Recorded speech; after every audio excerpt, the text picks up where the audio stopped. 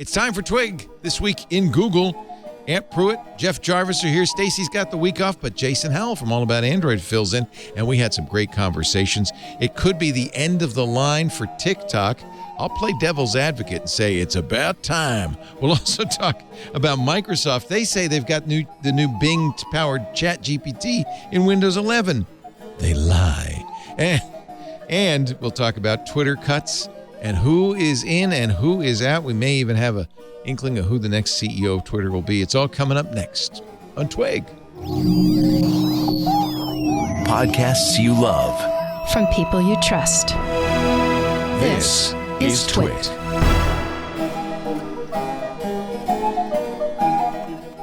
This is Twig. This week in Google, episode 705, recorded Wednesday, March 1st, 2023. I was merely fluffing. This week in Google is brought to you by FastMail. Reclaim your privacy, boost productivity, and make email yours with FastMail. Try it free for 30 days at fastmail.com/twit. FastMail is also giving Twit listeners a 15% discount on the first year when you sign up today. Thanks for listening to this show as an ad-supported network. We are always looking for new partners with products and services that will benefit our qualified audience. Are you ready to grow your business? Reach out to advertise@twit.tv and launch your campaign now. It's time for Twig this week in Google, the show where we cover the latest news from the Googleverse. Aunt Pruitt's here in his pink hat.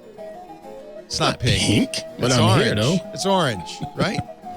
Yes, sir. Okay, Clemson Orange, hands-on photography host, also the community manager for our club, and just a man about the Twit. He's always here, which is nice. Runs our Floss show. I see every Sunday now and Ask the Tech Guys. In fact, we're going to do a thing with you on Sunday. Yes, sir.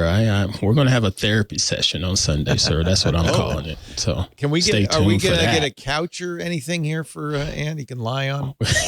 He's switched from Windows to Mac, and he needs therapy. Oh, that's what it is. I was like, who's giving the therapy and who's receiving the therapy? I have to know. So I think Micah's going to talk him off the ledge. We'll see. We'll try. Oh, boy. We'll try.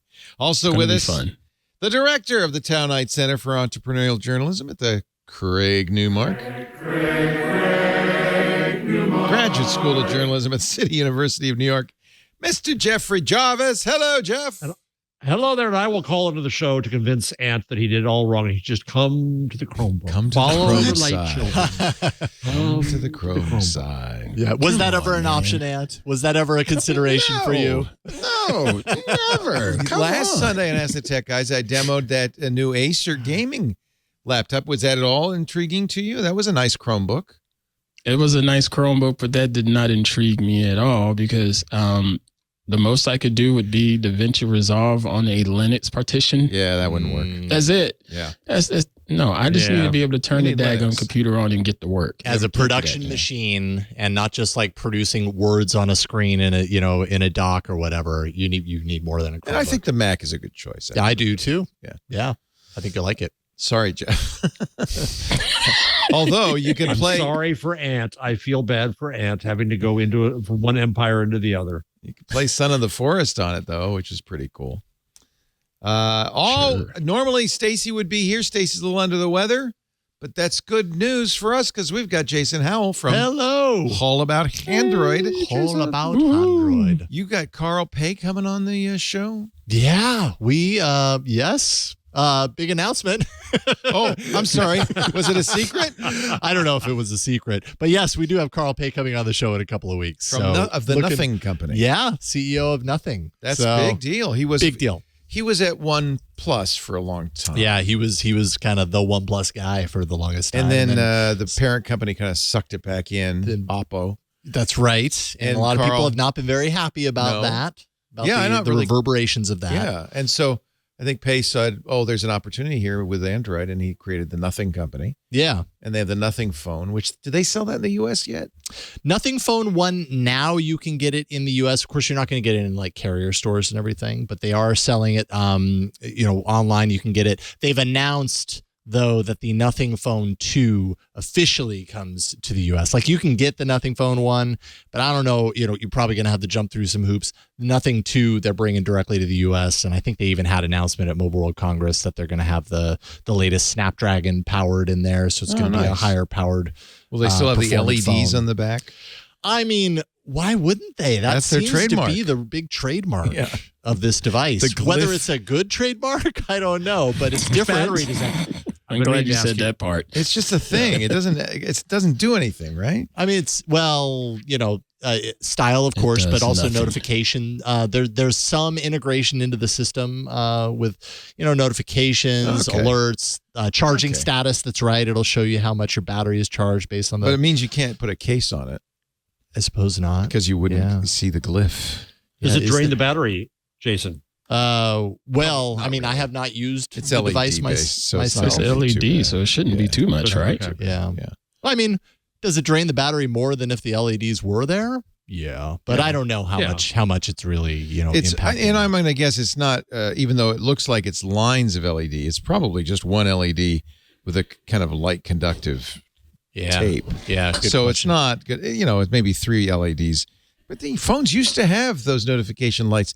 In fact, I miss those. Yep. Yeah, to be honest. little alert light. I did enjoy on the that display. Yeah, bring them back. So I understand. Anyway, Yeah, it will be. It's a big get, and it'll be exciting to see what Carl has to say. yeah, definitely looking forward to Coming it. soon to All About Android. We That's won't right. say when.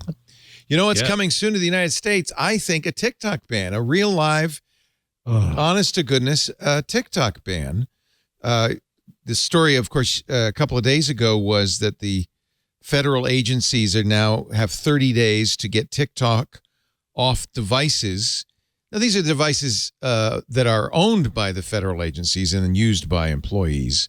I think employees could still have it on their personal device, I would think. Chris Wray, who has been kind of virulently nasty about China and especially, he's one of the people who's saying COVID was released from the Wuhan labs, despite the fact that there's disagreement among the intelligence agencies. He's acting like, oh no, it's a Chinese. And now I think he really he's been going hard against TikTok, and now he might be getting his way because the House committee has passed the bill along. The Foreign Affairs Committee voted on Wednesday along party lines to give Joe Biden the power to ban TikTok in the U.S. But when you say that, it's like in the U.S. ... on government devices, right? No. No, ban. this is like ban, They like want ban it, Full on period. for everybody? for everyone. That's No more major. TikTok corner for us. No kidding. The bill does not precisely specify, this according to Reuters, how the ban would work. Wow. Gives Biden power to ban any transactions with TikTok, which in turn could prevent anyone in the U.S. from accessing or downloading the app on their phones. It would effectively ban it because they would force the Android Play Store and the Apple Store to take it off the store, just as they did with Huawei, by the way. They've kind of basically put Huawei out of business in the U.S. by saying no company could do business with Huawei. They could do this similar thing to TikTok. You would still have it on your phone if you had it on your phone. You could probably still sideload it, right? Like that's one way Possibly. that these things You could use it on the web. You could use it on the web. Yeah, right. They're blocking But website access. I wouldn't. And think. TikTok wouldn't have any way there's to got to make be money. a First Amendment case here. Yeah, I mean, I'm sure. Well, I don't know. We've banned we banned Huawei. Yeah. Cepheus. But this is the user's own platform for speech. Well, it seems to me, and I have to say, Mike Masnick at Tech Dirt used the phrase "you'll be happy to know" moral panic. Woohoo. And Thank you. Carl Bodie, actually. I This have article, it built Carl into Bodie. this Yeah, this right. Give machine. Carl And it's in there. Our growing TikTok moral panic still isn't addressing the actual problem. The problem really being, and honestly, I understand why a company or government agency would say ban TikTok. Just like, for instance, the military banned Strava, the running app, because it turned out a lot of military were using it to map their runs and inadvertently giving a map of the inside of the Pentagon to You understand Strava. why the government, they ban it for government users or for everybody? For government. Government users. There's, Big and difference. I understand that. And I think that's, certainly within their purview. And I guess you could make a case. But honestly, do they ban Facebook?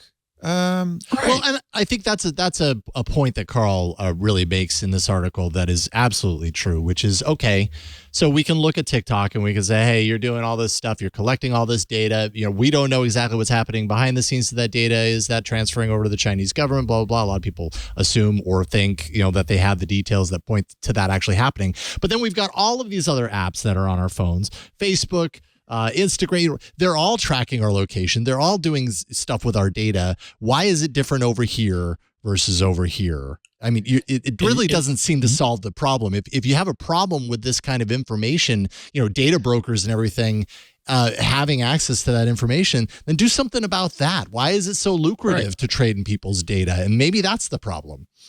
You said another key phrase in there as far as TikTok. You said that we don't know what they're doing with that information once it goes back to China.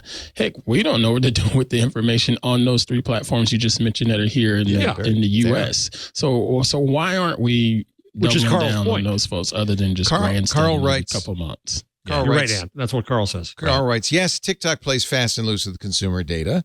So does nearly every other foreign and domestic app and service on your phone. From apps that track and monetize your every waking movement in granular detail to apps and services that casually traffic in your mental health specifics. And that's before you get to the telecom industry, which has pioneered irresponsible collection and monetization of user info. All this data fed into a massive and intentionally confusing data broker market. Remember those 2 words, data broker, that regulators have been generally disinterested in seriously policing, lest U.S. companies, CASP, lose money. Oh, no. We don't want to pass a modern internet privacy law or be tough on data brokers, app makers, OEMs, or telecoms because rampant surveillance and data monetization is simply too lucrative. So in a way, this is hand-waving. It's saying, pay no attention to what's going on in the U.S. It's China. Right. China. It's political, political points. Yet another distraction. And data brokers, Axiom has been around long before the internet. I've talked about this before, where I've freaked out students by showing how I can get the names and addresses of women 2 miles from me who have these characteristics, which you can't do otherwise. Google doesn't know all that, but Axiom does, and it's supported and used by magazine companies and media companies all over. Well, data and as Carl points out, it's trivially easy for the Chinese or any other government intelligence agency to buy this data from the data brokers. That's a really great point. They don't need TikTok. It's all available if they want it. The other claim problem, he says, the Chinese government will use TikTok to fill U.S. kids' heads with gibberish and propaganda. But not only, I love Carl. He's been on the show. We got to get him on again. Not only is there no evidence it's actually happening at scale, it's a rich concern coming from a country so inundated in authoritarian propaganda across AM radio, Fox, Sinclair, the internet, that residents increasingly engage in widespread domestic terrorism. It's coming from within the house. But it's really, I think, far too easy, and I think Chris Wray is an example of this, to just deflect blame by blaming China. There's also the FCC commissioner who's been calling for TikTok's ban, who is notoriously lax on regulating telecom, because he takes money from the telecom industry. So I think this is lip service only to privacy. It's politically expedient because blame China seems to be the popular thing right now. Yeah. Right. Even when we say this, people say, well, why are you giving aid and support to the enemy? I'm giving aid and support to Elon by being there. Not me. I withdrew my aid and support to Elon. ACLU on Twitter, though, did tweet, this bill is a serious violation of our First Amendment rights. Congress must vote no on this vague, overbroad, and unconstitutional legislation. Somebody in the chat room has pointed out, and I think it's true, that yes, there's First Amendment rights, but as soon as it comes down to national security, look at what just happened in the Supreme Court. They decided to not review the Wikimedia's lawsuits against NSA's collection of data, blanket collection of data, saying national security. The NSA's defense wasn't, we're not doing it. We're not only targeting international people. They didn't say any of that. They just said, hey, national security. If we were to stop that national security. Think of the children. So I think that's the problem is that, the ACLU could fight this. They could take it all the way to the Supreme Court, and the Supreme Court would say, no, national security. And without any evidence, without any known evidence, without any actual discussion of what's happening. What is the problem with all of this is we don't talk about actual harm. We talk about fears. We talk about could-bes, but the evidence of harm is not here. All right. I am going to be, because somebody has to argue this, and I think there are people, it's a legitimate point of view. There are a lot of people in our audience who say, no, wait a minute. A, it's just a social media app. What's the harm in banning it? B, it's pretty clear the Chinese government has access to anything TikTok has access to. C, we already know TikTok employees were using location information from TikTok to find out what journalists were meeting. They were trying to track down a leak. So they looked at where American journalists were on their TikTok app to see if they were meeting with any TikTok employees. So we already know they've breached that boundary. So why shouldn't we ban TikTok? I mean, this is pretty clearly a hazardous app. Yeah, there are other problems. I'll even say this. There are other problems. Yeah, we should someday. Let's take a look at Facebook and telecoms too. But right now we got this proximate problem with TikTok. What's wrong with banning? That doesn't answer the national security. Right now, we have a problem with Facebook and Instagram and everyone else that's tracking our own people, our own citizens in trying to target stuff for us for their own profitable gain. No. So that's a right now. Yeah, well, okay. Why? So fine. We'll get to that.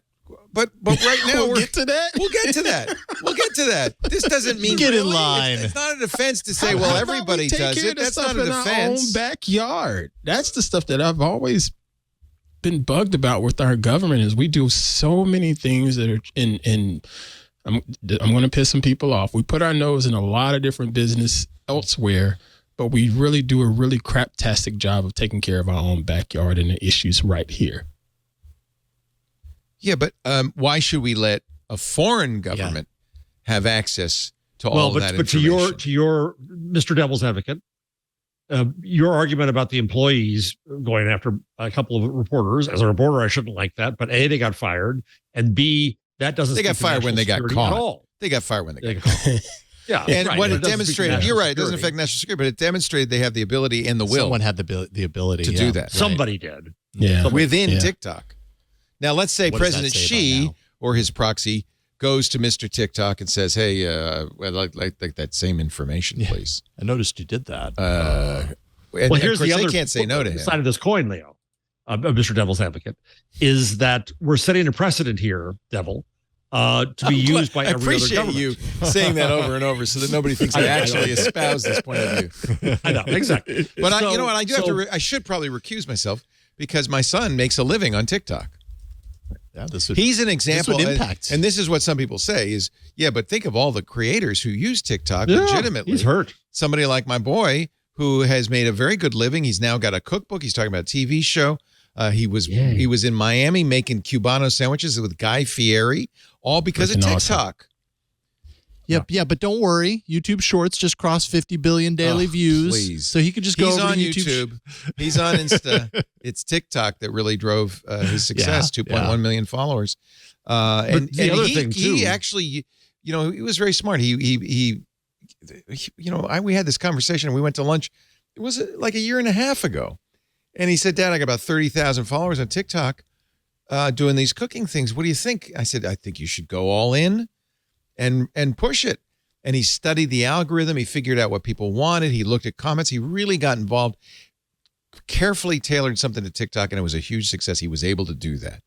Yeah, he did it really well. And he's created a career around it. And it's given him a living. Yeah, so that's good on. So now, I'm sorry. I took off my devil's advocate hat. Where'd I put it? So, but I actually asked him. I said, "Are you worried about TikTok being banned?" He said, "No, I got the Instagram now. That I make more money and get more engagement on Instagram." So which does not mean that he used TikTok to get to the next level. That was his entree. That's the whole part of being a content creator, though, sir. It's being able to not necessarily depend on one particular product. You sort of market yourself everywhere because stuff goes away, especially when there's companies like Google involved and all of a sudden it kills something off. You still want to be able to have my some point type exactly. That's why we should ban TikTok, because there's other avenues. It's not like we're going to lose anything. Why should we let the Chinese spy on our people? It's not like it's the only way that people can create and put stuff out. Let's ban the problem. Montessori, or whatever his name is, Adam Mosseri at Instagram. Why should we allow him to dig into the analytics of us and I'll get to that. Assume that we're going to legislate that later. Reels. We're going to get to that. We're on Instagram, the committee's looking at it. Platform, but we feel that you all really want to see more videos, and we noticed that you all are not watching these videos. So we're going to dial it back just a little bit. So do you watching think him? A Chinese company should have the same rights and privileges as a U.S. company? Well, here's the issue, Mr. Senator Devil, is that other countries have said the same thing about us. So, by the way, they're right. Germany, EU, Canada, Brazil have all tried to pass laws saying that America does horrible things with data. That number one, at least data should be stored locally, though, of course, that's so the government can get hold of it in that country. Or number two, that we shouldn't trust America at all and we should ban American apps. That's fine. We're setting a precedent here around China. Let them try that because we make the gosh darn best apps in the whole wide world. And let them try it. Just like France tried and Spain tried to ban Google. Let them try it because they'll come crawling back to us because we make the best damn apps in the world. Well, you really do a great devil's advocate. Yeah, I'm fired up right now. See? See? It's a good argument. Great devil's advocate. Well, I'm running for Congress, and I'd like to have your vote, Mr. Pruitt. Black people love me too. They love me. Right. I just want you to know. Right. I know as Trump said, the black people. I should say the blacks. The blacks love me. The blacks. There you go. Yeah, they love me. So just warning you. Actually, Biden didn't Biden said it. He said, "If you don't vote for me, you're not black." That's another good one. Good one. Mm-hmm. You ain't black. What are you talking about? Yes, I am. Well, I'm not, but anyway. Okay, I think I quelled all. Yeah, I think you stumped. You did your best. Best, but didn't win the day. I did win the day. You're all shut up. No, you didn't. Well, so what happens then in this world where the devil wins? Yeah. And TikTok is banned in the U.S. Now we go after Facebook next. Is that what happens? Because I told Aunt we would. Or China is still said. I think it's a mistake to say that a Chinese company should have the same rights as an American company. If you're an American company, that's different. Protectionism, man. Protectionism all the way. No, but also those are bad guys. We're the good guys. No Chinese rice, only rice from Sacramento. Right. So an immigrant comes in and breaks into my home and decides to steal some of my stuff. That's a problem. But if my neighbor that's been here for all of their life decides to come in and steal my stuff, that's okay because he's been there all his life. Is that what you're saying? Well, now, if you really want to get down to law and order, that's another conversation. Hey, he's an American, so it's okay. But we're not talking about individuals stealing stuff from you. We're talking about companies doing their job. Companies, a bunch of individuals. But I don't trust. Don't you know that any Chinese company has to do the bidding of the Chinese government? That's the way it's constructed. Right? The CCP and any American company does the bidding of people like Elon Musk. Well, that's different. He's just a private citizen. It's not like it's pretty obvious that the federal government told Twitter what to do, but we've investigated that. Thank you very much. I think you could say on the face of it that you're asking for the rights of a Chinese company to invade our privacy, to propagandize our youth. You're saying that they have the right to do that. I say they don't. Are you done with can you take your hat off now? I think the hat's permanently stuck on at this point. I'm starting to like this. I think I might run for Congress. I got the tie. Yeah, you're incredibly persuasive. Badge on my We also have the coffee stains on the shirt. Oh, shh. I didn't go to Harvard for 18 years to be treated like this. You know I'm a professional ice skater, don't you? All right, moving on. It is funny, though, that when you dress like this, it does kind of make you more of a Republican. I'm not kidding. I'm not kidding. I feel like I'm right. Oh, gosh. Dress for success. That's what they say. So do you think, I don't know if this is related or not, but they were asking last week, the International Trade Commission banned Apple watches, and they're potentially going to ban the import of Apple watches because they believe Apple infringed on a patent with a company called AliveCore for the EKG, this thing that you use, the AliveCore Cardia, Jeff, right? Right, Mm-hmm. right. Cardia And where?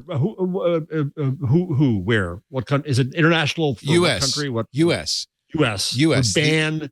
They would ban the import of Apple watches because they say they violated AliveCore's patents. Now, it's interesting. It's more complicated than that because the U.S. Patent and Trademark Office invalidated AliveCore's patents minutes before the ITC said we're going to ban it. But that's another thing. That's another thing. So Apple went to President Biden and said, "Would you please veto that ban?"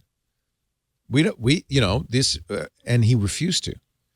So that, I don't know if that's related or a piece of evidence, but he refused to. Do you think Biden, who now has the encouragement of the U.S. Congress to ban TikTok, that he now has the power to do that? Do you think he will do that? Biden's a Luddite at his core. I like Joe. Joe's my man. But Biden, on Section 230, on TikTok, on this kind of stuff, he's got people in his administration who are reflexively moral panicky. Yeah, remember Biden's administration sent a brief to the Supreme Court against Section 230. Yeah. Oh, yeah. He said when he was campaigning, he thought there. 230 should be overturned, which is protect the 26 words that created the internet. So it's unknown, but I'm worried about Biden. I think he could actually do it. I think he'd actually ban TikTok. What would be the real consequence of that besides the fact that we'd have to stop our TikTok segment? Oh, shucks. Hey. I mean, I'm authentically curious to know, obviously if you can't get a TikTok app in the US anymore, if it's truly and completely cut off, people are going to have to stop using it. But I mean, man, it is so popular. When I think of kind of teenagers, the youths of today, and TikTok is ingrained into the fabric of being a teenager right now. It's part of the technological experience if you're a kid. True of your kids, Jason? No, my kids do not have access to Too TikTok. Young. Yeah. Too young at this point. But he's a good parent at the table. trying, failing sometimes, but trying. I mean, but the drive is there. The desire is there. And actually, even if TikTok is banned, all the TikTok content ends up on YouTube anyways. Right. So, or Instagram. it's not like the content goes across so the same there stuff. is. We do know we have some experimental data. KIV in Alabama banned TikTok on government devices, which also banned it in state-run universities. So, okay, University of Alabama, ain't no TikTok. Texas as well. So researchers I know are now having problems with this at the University of Texas. So that means TikTok on the local network at the school is completely inaccessible. Yeah, they block it. Still, obviously, getting it through their cellular. Well, and of course, and I think that's one data point, which didn't really phase the students. Well, because they already have it on their phone anyways through the data connection. Yeah, they just use the phone's data. Right. But if they can't get it there, I don't know. Auburn banned TikTok, and students can't stop talking about it, says the New York Times. This was last month. Is Auburn a state school or is it a private school? Well, I don't know, Ann. Auburn State. Yeah. Okay. Alabama. Okay. I didn't even know that. Right. So a senior at Auburn, so surprised last month about a new ban on TikTok. She read the news alert about it aloud to her friends. We were like, Oh, that's weird. Why would she do that? And laughed it off and moved on.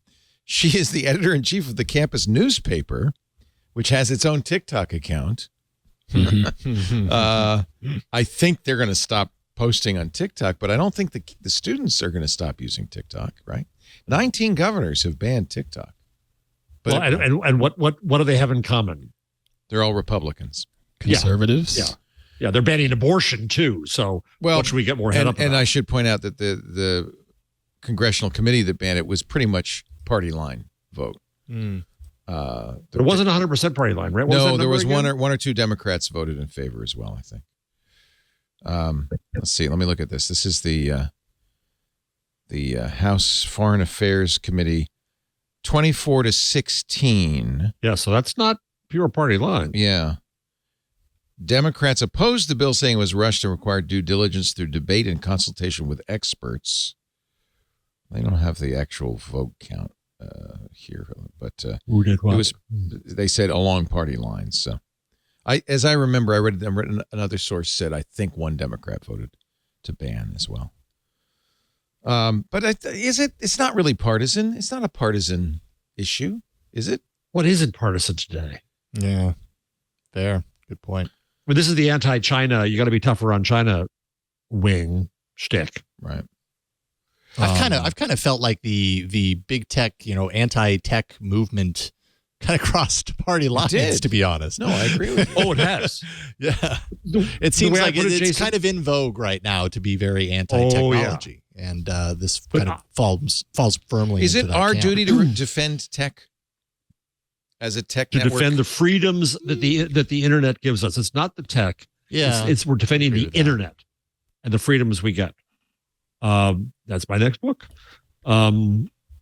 Because the internet isn't tech. It isn't wires. It isn't tubes. It isn't these companies. It is the ability of people who never could be heard in mass media to now voices. speak. Yeah, it's the voices. It's the communities. The Black Twitter event that we held at the school 2 weeks ago.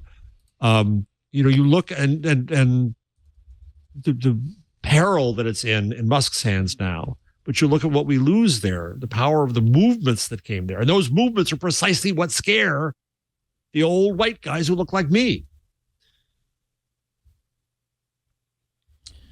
I think it's also our duty, though, as tech journalists, to weigh the evidence and to be honest about when tech isn't necessarily right or good. Mm-hmm. Oh, yes. Oh, right? for sure. Yeah, that's what I agree with that. I don't totally want agree to with unilaterally defend big tech and just say, No. I totally In fact, agree with we that. need to criticize them. Absolutely. Yeah. But we also have to separate out those things which are tech's fault or the internet's fault versus those things that are innate in our society.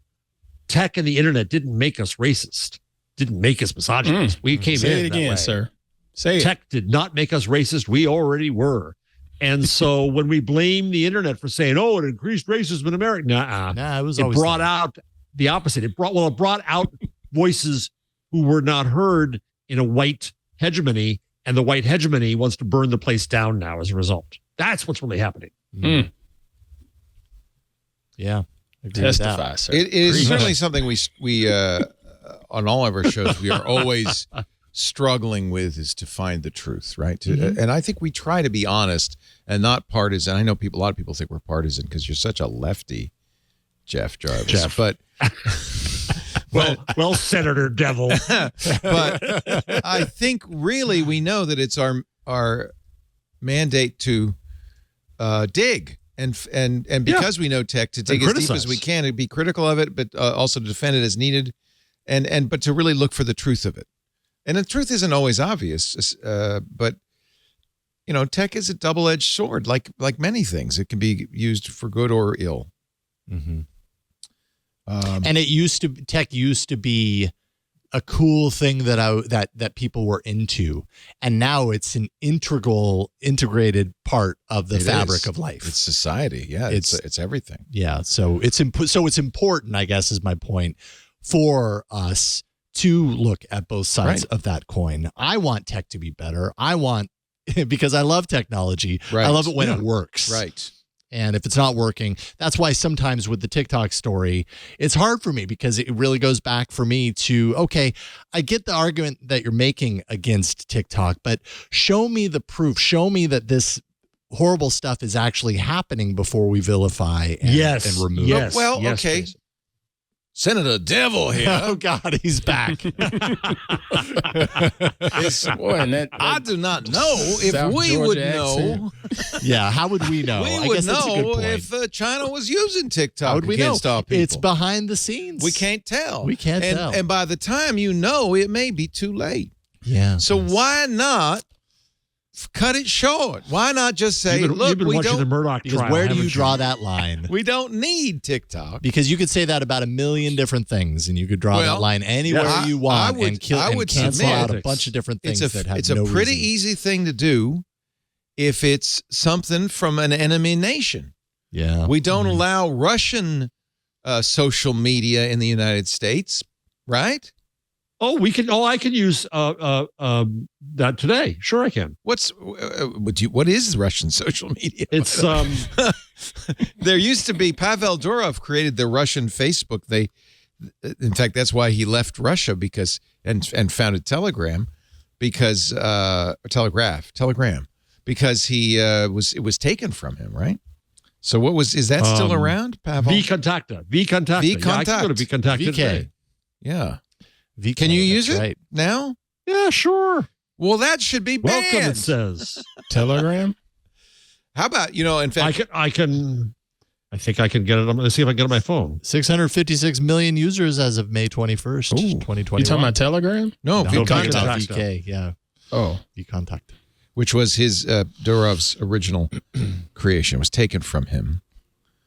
And then he went off. I can install it from my my Android. By the way, phone. notice they call it the largest European social network. Russia's always wanted to be European, haven't they? Well, all right, I got a better example. WeChat. And we know WeChat is used by Chinese military and Chinese government officials to contact overseas Chinese to say, hey, we know you have family in China. You might want to consider what you're saying. We know they use it that way. WeChat is use it. We use these services in Iran to try to undercut an evil government. Right. So why don't we ban WeChat? It's available on the App Store. And what's it going to accomplish if we do? That's the funny thing. Same thing that it would accomplish if they got rid of TikTok. I mean, and that's kind of part of my point that I was making earlier is if TikTok goes, I think that line gets drawn further and further potentially, the WeChat or whatever. And I guess the reality is I don't know whether it is a good idea to do it or not. Like maybe there are reasons and everything, but it just seems like that line is nebulous and continues to stretch out if you go there. I got another question, Jason, out of that, because you were starting before, but the companies that now are proprietors of the net. I'm curious if we go 10 years forward, do you think that Facebook will still be around? Do you think Google will still be dominant? Do you think Amazon will still be dominant? Do you think that some of these companies are really long term, or are they like FriendFeed and MySpace that they are evanescent? Ooh. What do you guys think? I mean, I think I place a Facebook and a Google and an Amazon in the same category as a Microsoft, and a Microsoft has been around a very, very long time and has changed and transformed over the years. But less powerful than it was. Less powerful than it was, but still around and still actually pretty powerful. Like Microsoft's not a small company. Maybe they're not as powerful and influential as they once were, but they've certainly turned things around. And I think Google is kind of in that part right now. I don't think Google's going anywhere. I think 10 years, absolutely, Google will be around. But do I think that a TikTok is going to be the next Google in 10 years? I don't know. Yeah. I mean, it's so the reason I don't they're put banning them in the same class. I put Amazon and Microsoft in the same class. I don't necessarily put Google and Facebook in the same class as Microsoft. I think Amazon has their long tail. They've started out just selling books, and it continued to grow with this very, very long vision to get to where they are now. And, before Bezos was out, I'm pretty sure the vision was put into Jassie's, that the current CEO, put into his head and in the leadership to figure out, hey, we can still continue to grow and continue to just do all the things the right way from a data analytics standpoint, and just quietly keep growing and quietly just keep gobbling things up, all while continuing to have like some small businesses be on the platform and they can benefit too, and just keep taking over the world one bit at a time. But what's your point, Jeff? What is it? I don't understand what you're getting at. That we demonize the present proprietors. We say these companies are ruining the world. No, we got to get rid of them. We got to do something right. Microsoft, the browsers, they're screwing everything up in the EU, and so on and so forth. And I think that we end up fighting yesterday's war all the time. And there's somebody new out there coming. Maybe, but remember in the teens, and I'm talking about the 19 teens, antitrust law was created because of the robber barons, because of the extreme power of Standard Oil and the railroads, and they had such dominant market positions, there was nobody could compete with them, nobody checked them. So the government decided that it had to, and that's when antitrust laws, Sherman Antitrust Law Act and so forth, were enacted. Isn't it appropriate that as big, let's say Google and Amazon, I think you probably have to include Microsoft. Well, you could pick who it is. But as these 4 or 5 tech giants become bigger, more dominant, more powerful, isn't it appropriate, just as it was in the 1910s, to cut down the robber barons? Isn't it time to cut down them to size so that we can have something new? I guess you're saying they're gonna die on their own. Is that what you're saying? Microsoft faded in its overarching power on its own. But nobody argued that Facebook Standard right now, Oil was going to die on its own. I mean, we broke it up.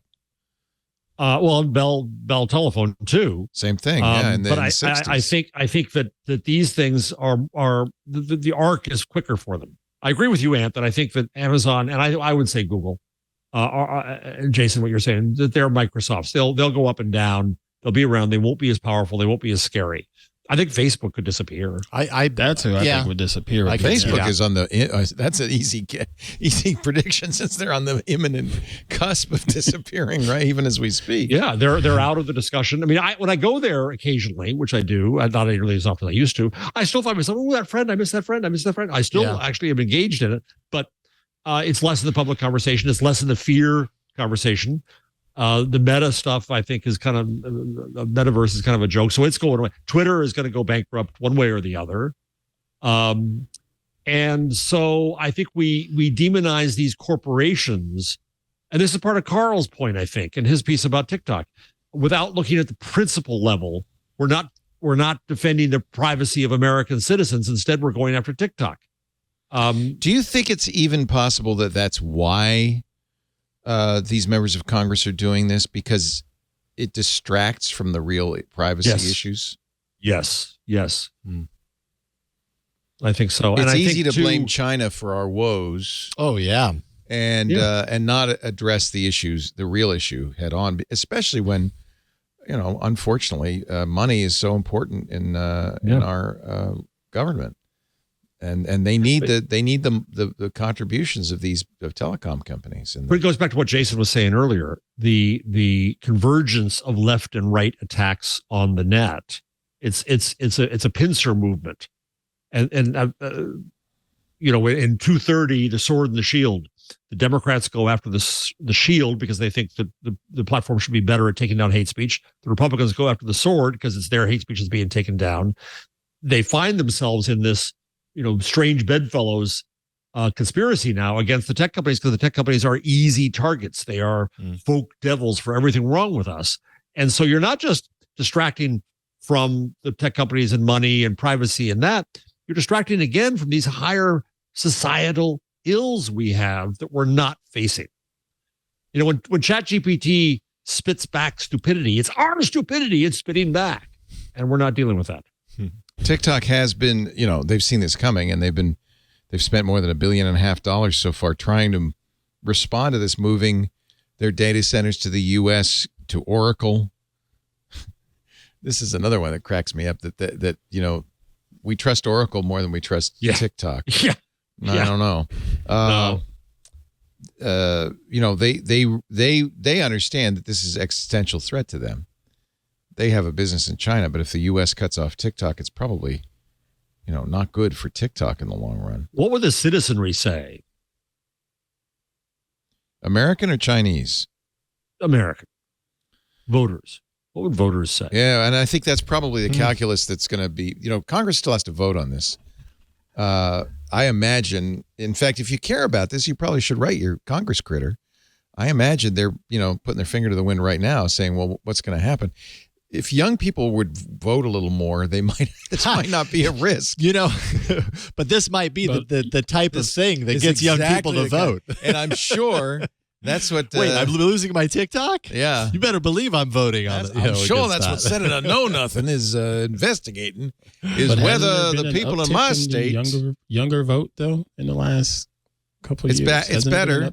It is. Yes, and I think as you continue to eat away at things that they care about, Supreme Court yesterday, it looked like in the oral arguments, they were going to vote to overturn President Biden's student loan forgiveness. That's another one. You do that, and that gets young people into the, maybe not that young, people in their 30s. Hopefully it does. Get them into the voting booth. Yeah. This is why you need to vote. It's things like this. And you're right. Yeah. I'm sure that this is every member of Congress is going, is this going to cost us a lot of votes under 25? Yeah. Yeah, probably. Yeah. Well, the other thing is that media should be defending TikTok, just like the question of whether media defends. Oh, but that's a hard thing to do. Assange. I even feel a little weird defending TikTok. I know, but we should be defending the First Amendment and rights of speech on the internet. And as podcasters, I think we especially, because what we are doing right now was enabled by TikTok. The internet, obviously. Thank goodness TikTok. Oh, no, not TikTok. Not TikTok. Well, your son is TikTok, yes. By the way, I want to hear more about the cookbook. I want to hear more about the cookbook and the maybe show. You got a big advance. 6-figure advance to write a cookbook. What publisher? I don't know. Kidding. I don't know. That is awesome. And that's so amazing. One of the things he's doing is he's going. Mike Elgin. I talked to Mike Elgin. Mike Elgin, as you know, we went down to Oaxaca last year for the Day of the Dead, and the Elgins, Mike and Amira, know every chef in Oaxaca, including one of the most famous, Chef Alejandro Ruiz.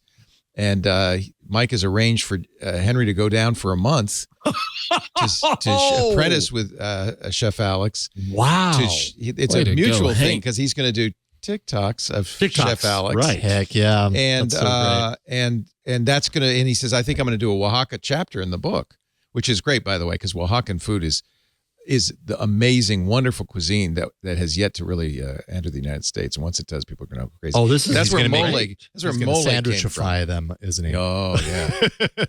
Oh, yeah. Take the Oaxacan cuisine and turn it into a sandwich. Well, it kind of is. It's they got the taco thing. Yeah, I'm saying it would be a great crossover. That's his thing. By the way, he wasn't originally a sandwich guy. That was a thing that he learned from TikTok.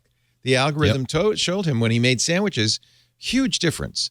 So he made sandwiches, See, the Chinese are controlling them. They're controlling all of our stomachs. We wouldn't be eating sandwiches if it weren't for China.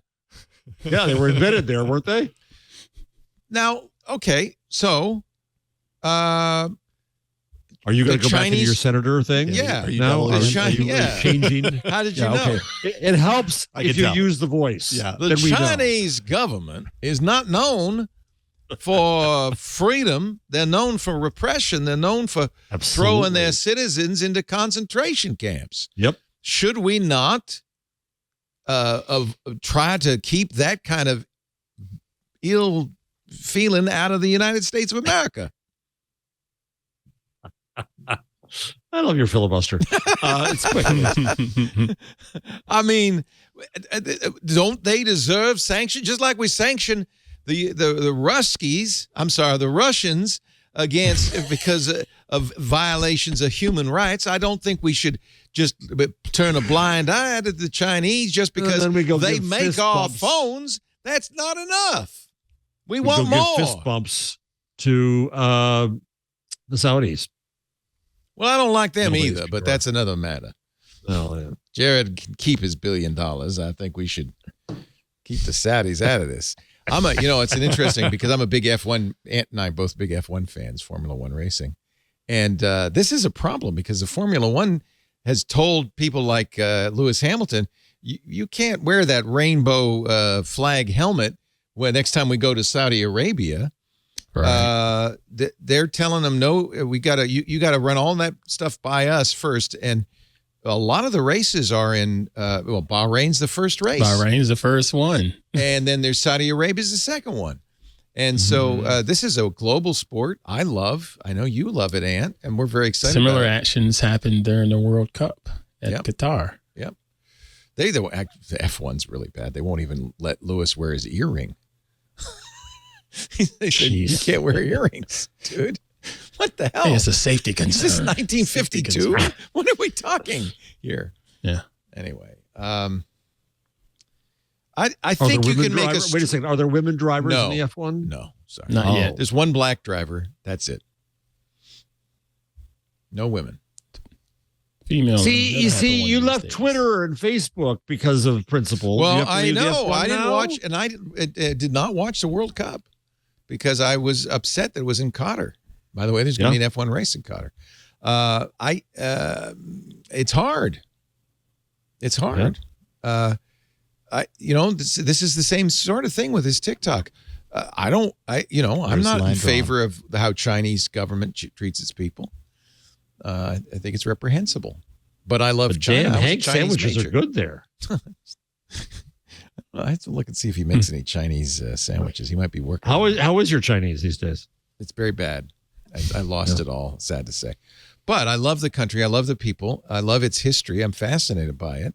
I think it should be, by all rights, one of the most successful countries in the world because it's got the resources, it's got the brains, it's got the people. And it's, unfortunately, I think the CCP, which was, I have to say, in 1945, Mao Zedong did lift the Chinese people out of a feudal system into the modern world, but he made a lot of mistakes subsequently. It caused a great famine. And the current regime is noxious. It's repressive. I know you're not a Southerner, repressive. Sir. How do you know that? Because you didn't say Mao Zedong. Mao Zedong. I heard it. That Mao Zedong guy. Growing up all my life. Mao Chairman Zedong. Mao. No, but Mao in the early days did a lot for the Chinese people, and to this day, when we were in China in 2009, my son Henry and I went, and we went to a small village, and they all had big screen, flat screen TVs, and we were told by our guide, essentially that's what happens every year. It's a new thing. It's air conditioning one year, big screen TVs the next year. They're slowly raising the standard of living. And this is a very poor Chinese village, basically subsistence agriculture. But they have been lifted into the modern world. And so that's one of the reasons I think the Chinese people are very supportive of their regime, because they get a lot of benefits from it. And it really was a vicious feudal society. Right. Well, but the other thing is people say, well, the thing I hate most is when I hear people say, well, China's not ready for democracy, or listen to what the Chinese people say. I don't think so. They don't have it's wrong to say any people are not ready for their own ruling themselves. And B, opinion polls. Edelman does a trust index every year. And the repressive regimes, Russia, Philippines, China, are all high on trust of institutions. Because what else are you going to say? Right. Yeah. Some stranger calls you, oh, yes, I love them. They're out for us. Absolutely. And you can't separate that out very easily. And as somebody's pointing out, Mao probably has the highest death count of any dictator. He killed, we don't even know how many hundreds of millions of people in the Great Leap Forward. And the Cultural Revolution in the 60s was horrible. So that, he committed a lot of crimes. It's life is, this stuff is complicated. And to say, we're going to ban TikTok, that's going to solve everything. It's not going to solve anything at all. Well, that's where media and politics come together and oversimplify the world and lose history and lose context. And we're not good with, we don't deal with the real issues. We're not good with ambiguity and gray areas. Right. We want good and bad. We want to know who's the good guys, who the bad guys. We're the good guys. Tell me who to hate. Tell me who to hate. Yeah. I hate Senator Devil.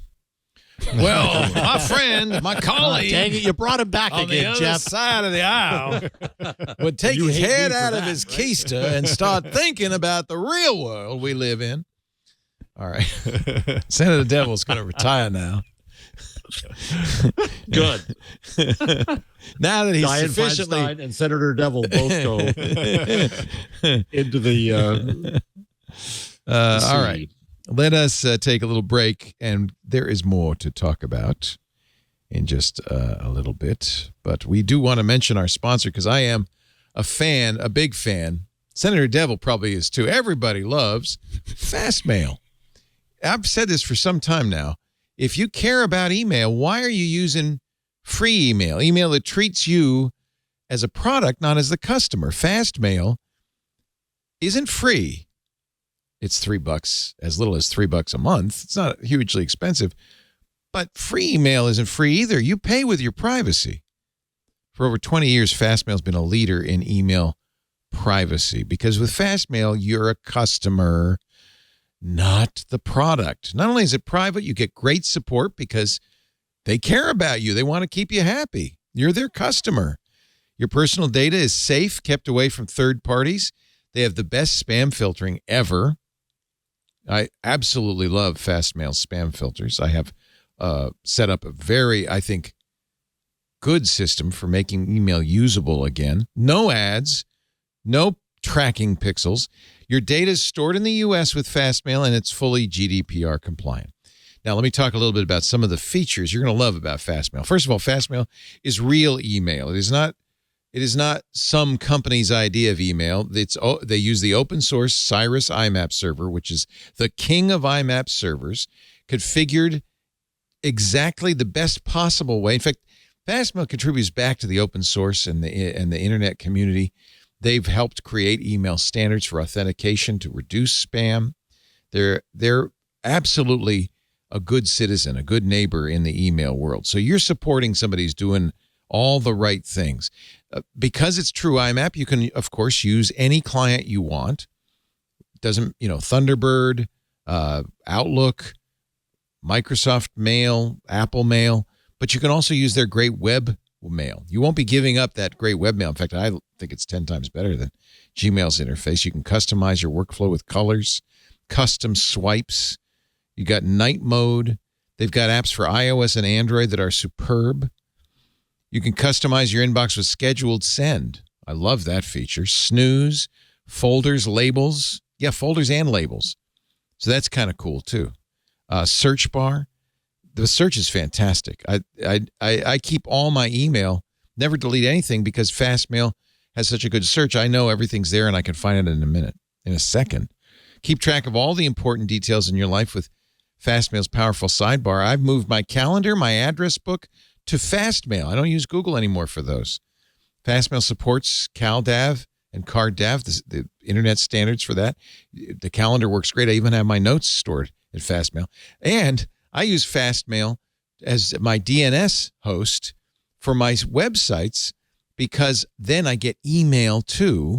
And FastMail it just makes it very easy to turn on all the email authentication protocols, SPF and DKIM and DMARC. That way my emails get through better.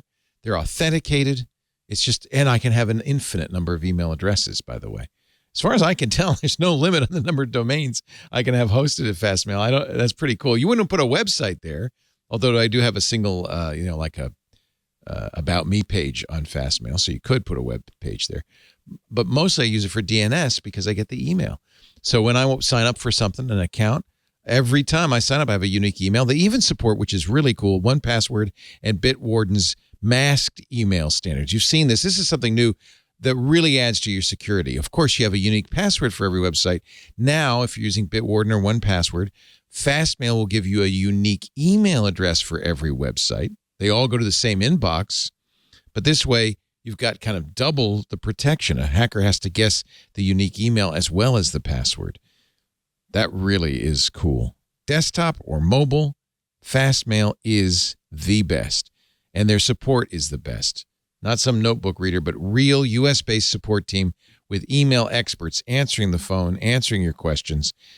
So then they're always in reach. And because, again, you're a customer, they give you that kind of support. The FastMail team believes working for customers is people to be cared for, not products to be exploited. Advertisers are left out. You and your privacy are at the center. I could read you review after review of FastMail, but you got to listen to me when I tell you I've been using FastMail for more than 10 years. I am absolutely hooked. I will go nowhere else. In fact, I just signed up again for another 3 years. I do it 3 years at a time. It's just the best. It's very easy to get your data out of any other email client and into FastMail. Plus, FastMail will go out and fetch that email if you want to keep those accounts alive. I would do that if you move email addresses. And as I said, I have custom domains, so I have a custom email address with FastMail. It doesn't cost any more. It's just great. They power open source email. They are moving email forward with new internet standards. It's a good company with great people who really care about email. If you care about email, get FastMail. Reclaim your privacy, boost productivity, make email yours with FastMail. Try it free for 30 days.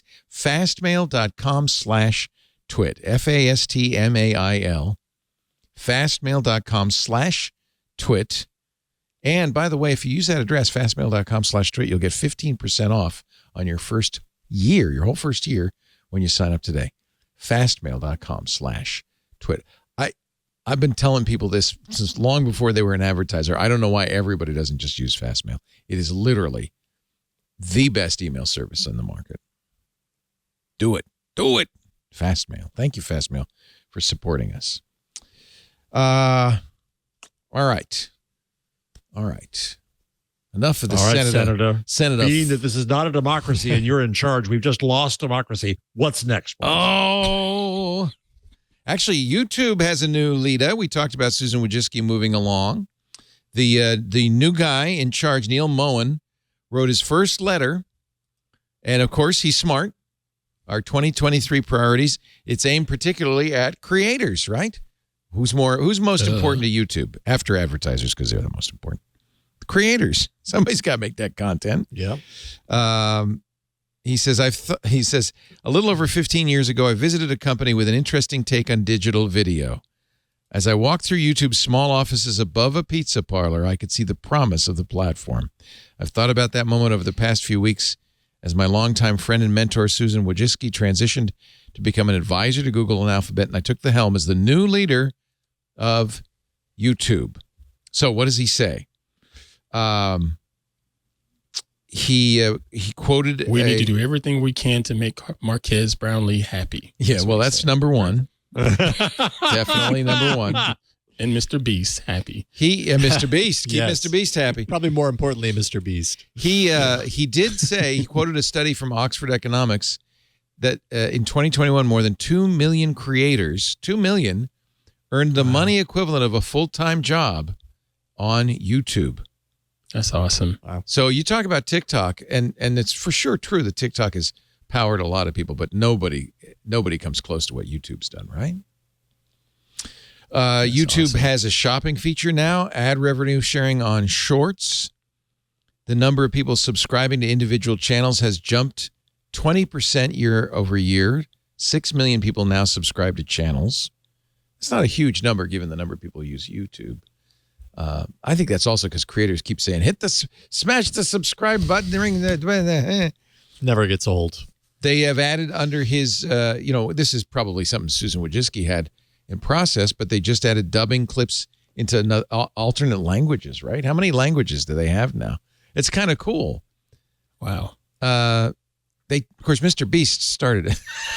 I'm not kidding you. It was tested by Mr. Beast first. So this isn't caption. This is dubbing. Dubbing. Wow. Multiple language audio tracks. They built it in house. Can we do that? Can we do that from a clip from the show? Sure. I want to hear Twig in German. Okay. We just got to get And somebody. French. We just got to get a cast of people together. Well, can we just put this on YouTube? Can we dub it there? Yeah. But again, somebody has to speak German. You're going to do it? No, I thought it was a computer dub. No. That's what I thought too, Jeff, at first. Oh, okay. You have to imagine that's coming at some point. I mean, Yeah, actually, why not? Oh, yeah. You know what? Oh, yeah. That's not This unreasonable. week in Not at all. AI. Come to think of it, the AI could do it. I mean, they can translate pretty well already. They're doing the transcriptions. Yep. They're doing the translations. I guess all you'd have to do is have the voice. Just have the voice. Yeah, the das stimmt. The creator chooses which language. So there's now and you could see this on the Mr. Beast video. Hindi, Thai, Vietnamese, Arabic. He dubs it into bunch of different languages. Over 15% of the dubbed videos watch time came from viewers in a different language than the original recording. So that's big. Mm-hmm. Viewers watched over 2 million hours in January alone of dubbed videos. So does Mr. Beast pay someone to do it or volunteers do it?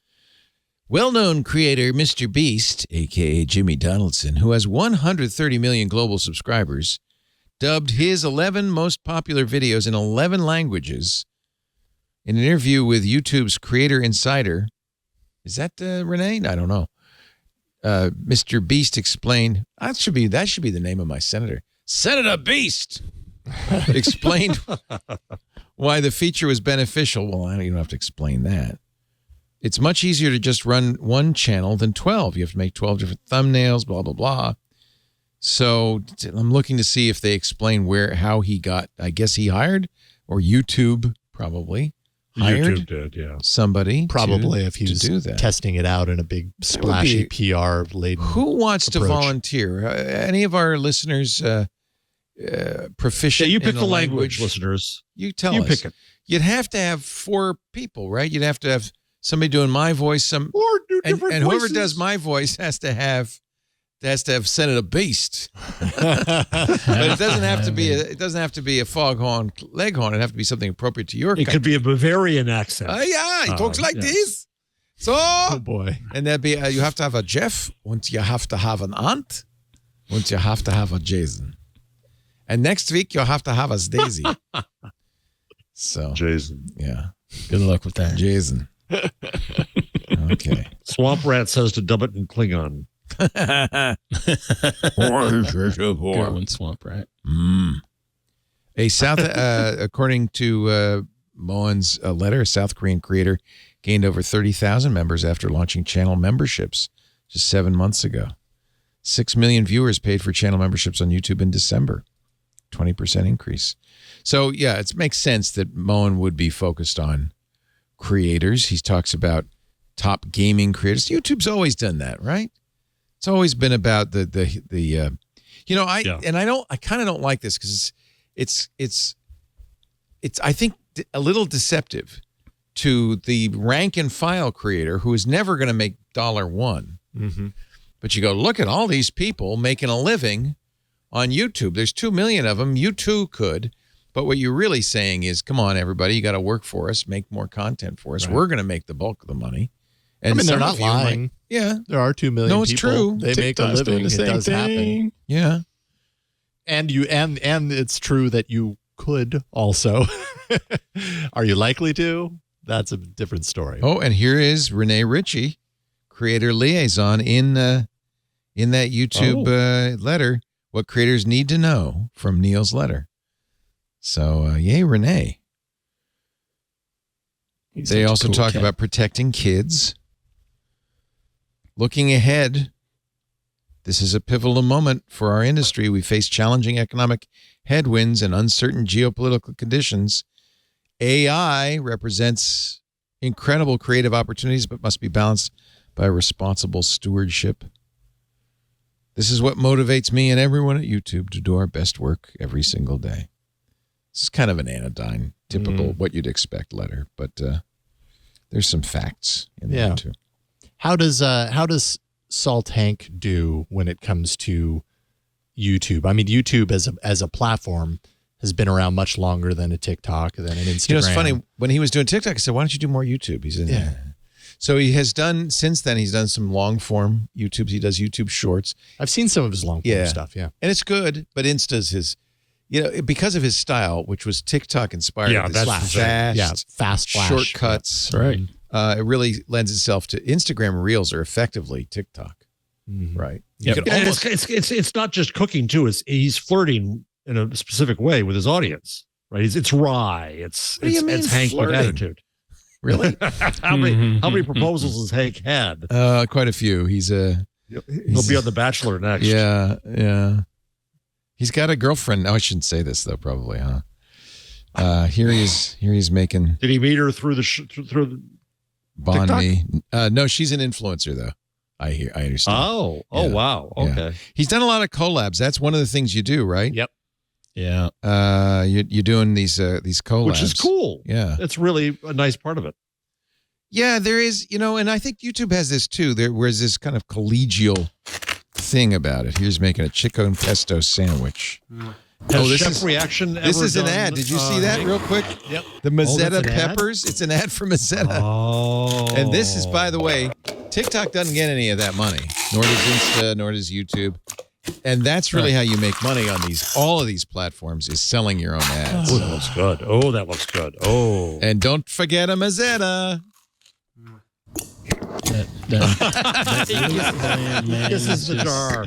I love how he But blends the loop isn't that in. subtle? Yeah. Yes, I freaking love That's that. amazing. And Did it I just tell you keeps about the this one? eyeballs there. Yeah, I've seen this one. It's great. Did I tell you about that? I can't play the music, but I'll take that off. But this one, he got a partnership with a Los Angeles company, ShockU.LA. They go around and do catering for big events. They're a big company. They gave him that snow crab. It looked like about a pound of caviar. Huge amount of caviar. Yeah. And he made a po' boy, a snow crab po' boy with a caviar remoulade. Oh my god! He said it looks so it was a good. $7,000 sandwich. Oh. It just looks so delicious. That's living. $7,000 sandwich. Yeah. You made a $7,000 sandwich today. That's amazing. Oh, capitalism, man. Capitalism. Has Chef Reaction ever? No, I don't think done so. that, Hank? I Oh, don't think no. so. I'll have to ask him about that. That's a good question. Okay, so notice, by the way, here on his Insta, link to his YouTubes. Yeah. So, Oh, okay. so they're That's how you cross. do it. And this is a short, right? I think this is a short. First YouTube is up. YouTube 2 is up. Oh, these are little Oh, Insta I see. Okay. Insta things, and then he has the link. Still on Instagram. Visit the link to YouTube. Cross Cross-promotion, man. Yeah, this is a a longer form. form. This is longer. So this is where he gets This to is how flirt. he gets you into his longer form content. Yeah. And I don't know. Let's see what the views. I don't think he does these do so as well. Where do I see the 39,000. 39,000. 10 months. 10 months. Yeah, see, that's 39,000. nothing. Oh, there it is. That's Yeah. nothing. Yeah. But then the salt, you're selling the salt, you're selling the Right. cookbook, you're selling the TV show, you're selling the You're selling your presence. Yeah. You know. I am hungry. I know. It's impossible to watch his videos and not get incredibly hungry. my boy. Yeah. I'll tell you. He did I tell you he cooked a cubano with Guy Fieri last weekend? I heard you mention Guy Fieri. Yeah. That's awesome. He was at What is that going to be on diners, drive-ins, and no, Guys? Guy doesn't do that anymore. They just rerun it forever. I don't think he's no. Is he doing new ones? He just visited places near me. Yeah. Oh, okay. So, no, it was at a Miami Food Festival. Apparently, it's a big one. And Hank did a couple of things. He was at the Mr. Clean booth making Bloody Marys.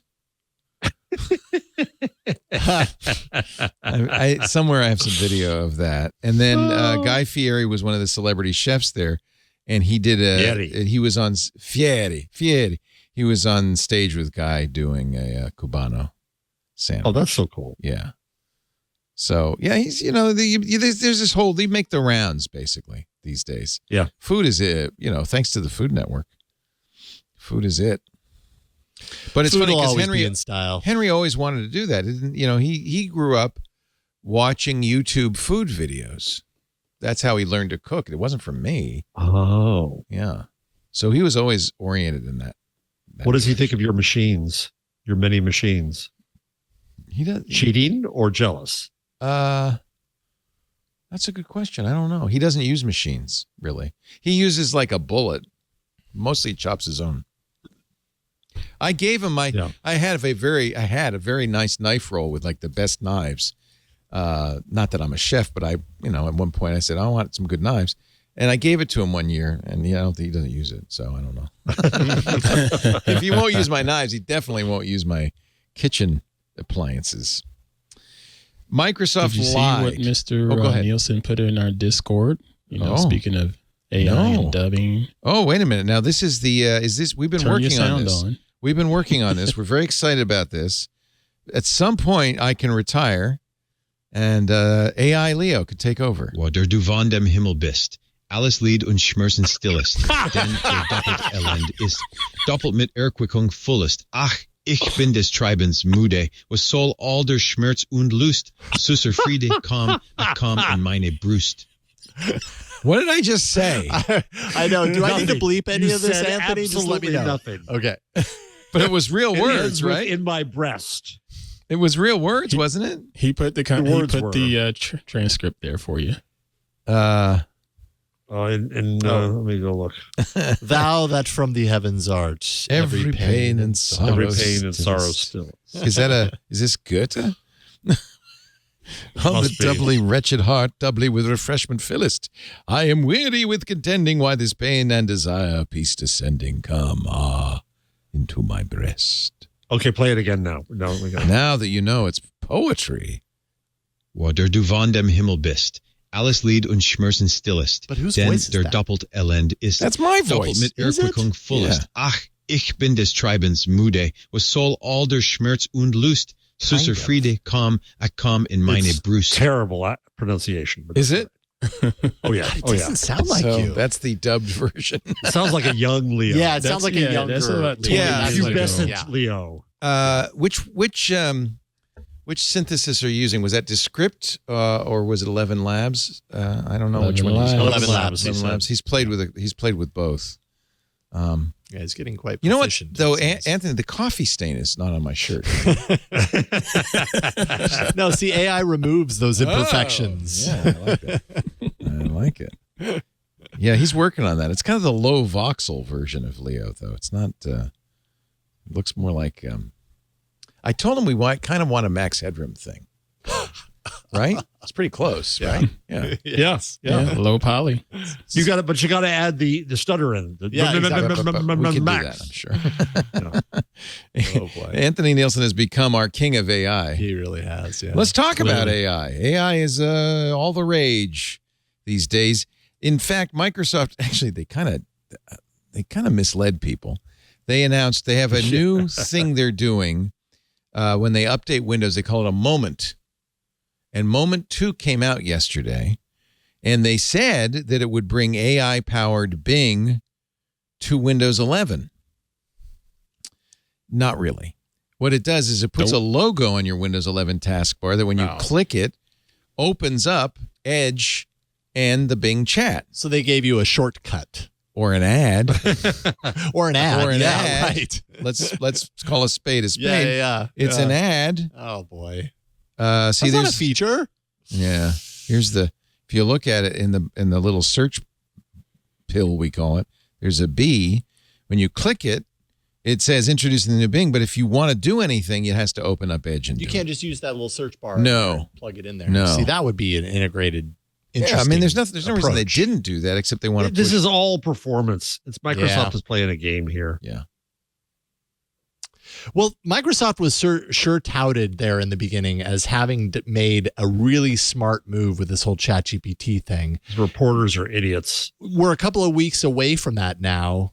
Has that proven to be the case? I mean, Google didn't, initially. I mean, they had They their still Bard, haven't. They had their Bard thing, but they it's haven't not out released it. there. Yeah. And I that's think they're turned out to looking actually smart. be kind of a good thing by comparison, Yeah. right? Jason, in the annex in the kitty table part of the rundown, I put in two stories that was interesting to me that there's already a tech lash against OpenAI now.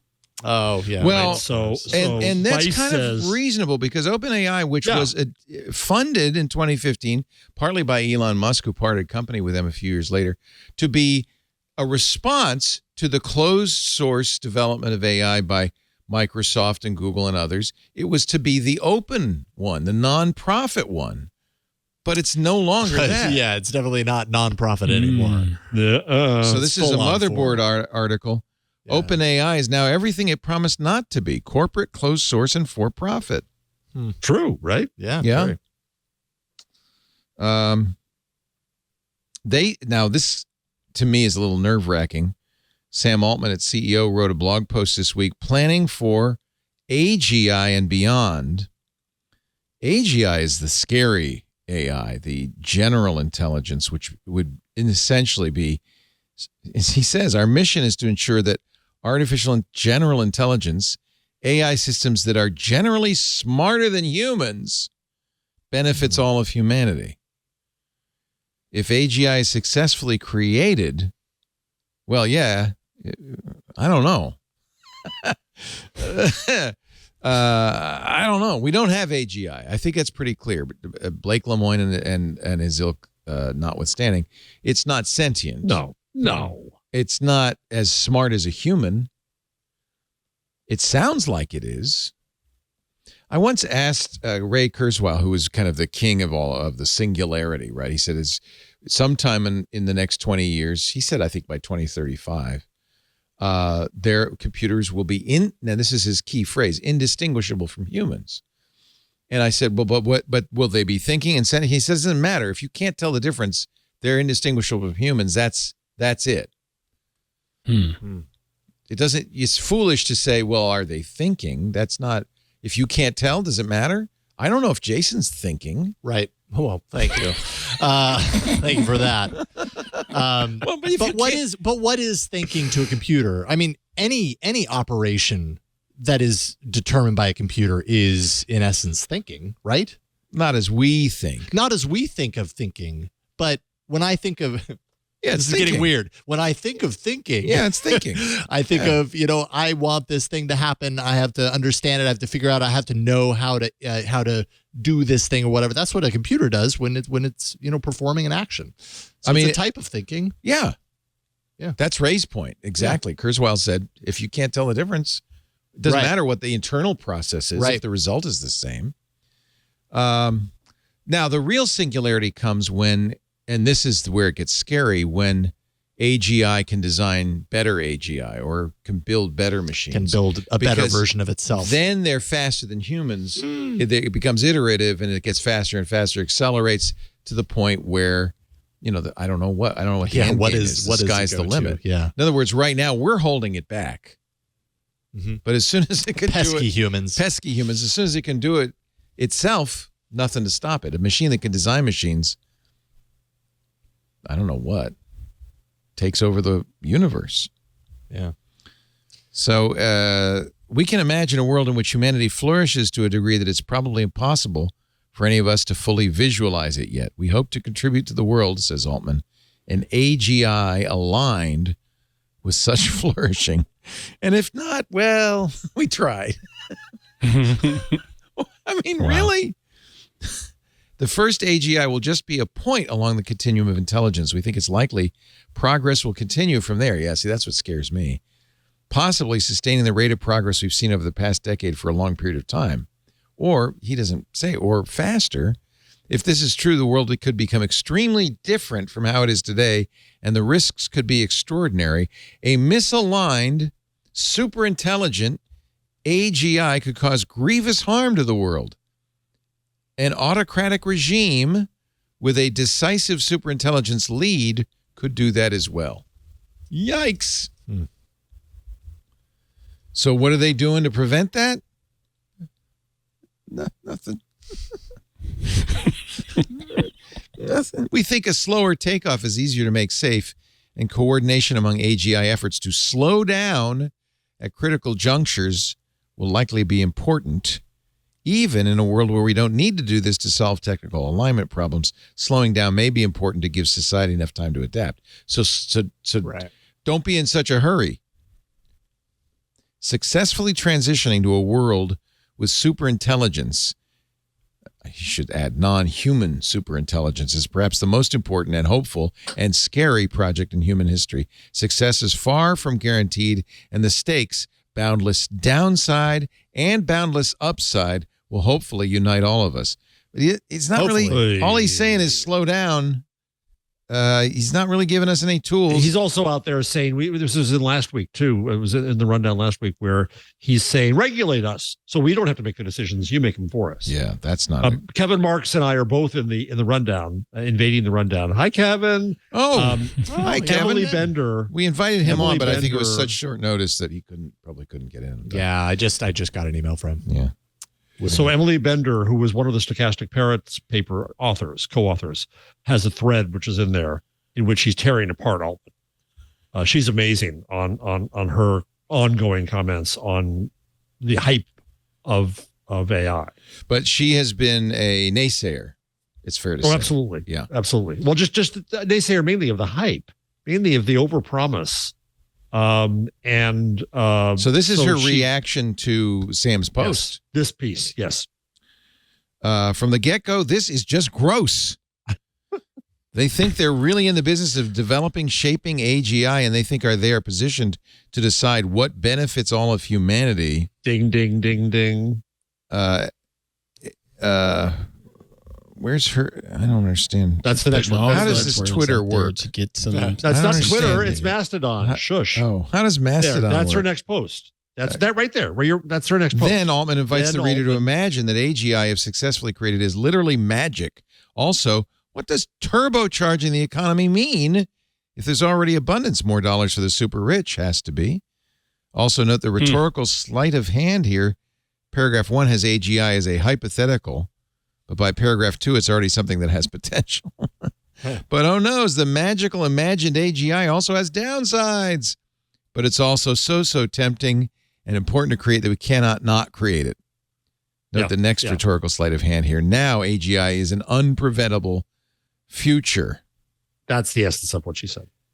It's a really good post. I think I'm following Ms. Bender, but if not, I'm going to follow her. You should. She's brilliant. Yeah, I'm pretty sure I am following her. This is the problem with Mastodon. You can't try to switch over from one page to another. It's hard to see. Already following her. Well, if I'd been following it as a follower as opposed to in that form, I could see it a little bit better. But she's a professor of linguistics at UW, University of Washington. She runs the Master of Science in Computational Linguistics program. So she knows what she's talking about. Oh, yeah. Yeah. Oh, yeah. And again, she was co-author with Timnit Gebru and Margaret Schmitchell and one other whose name I forget, the fifth Beatle, of the Stochastic Parrots paper. Right.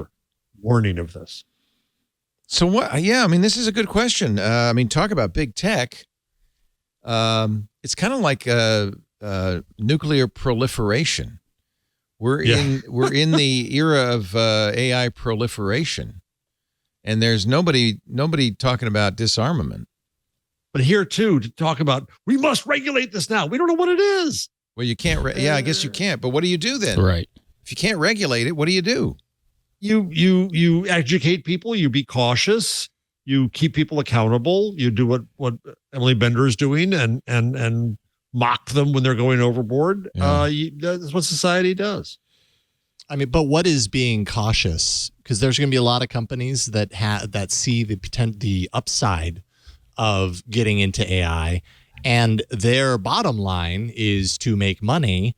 So, how can we expect them to draw the line of what caution is? Because they're probably going to push it. Right. Microsoft threw caution to the wind. Google almost did, but then held back and said, no, we're the cautious ones. Yeah, right. yeah. So if we did an AI show, I don't know if we're going to.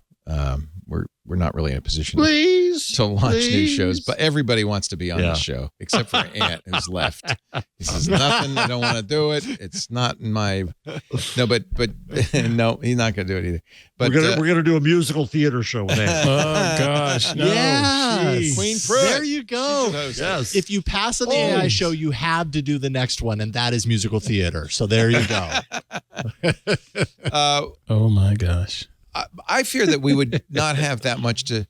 We'd have plenty to talk about, but it'd all be highly speculative, right? Speculation. Sure. That's all it is. Every week you're speculating on what could potentially happen. And I think that's going to get old. You got stupid coverage. 4 You got weeks. stupid companies. You got smart things happening. You got great opportunities. We talked about this.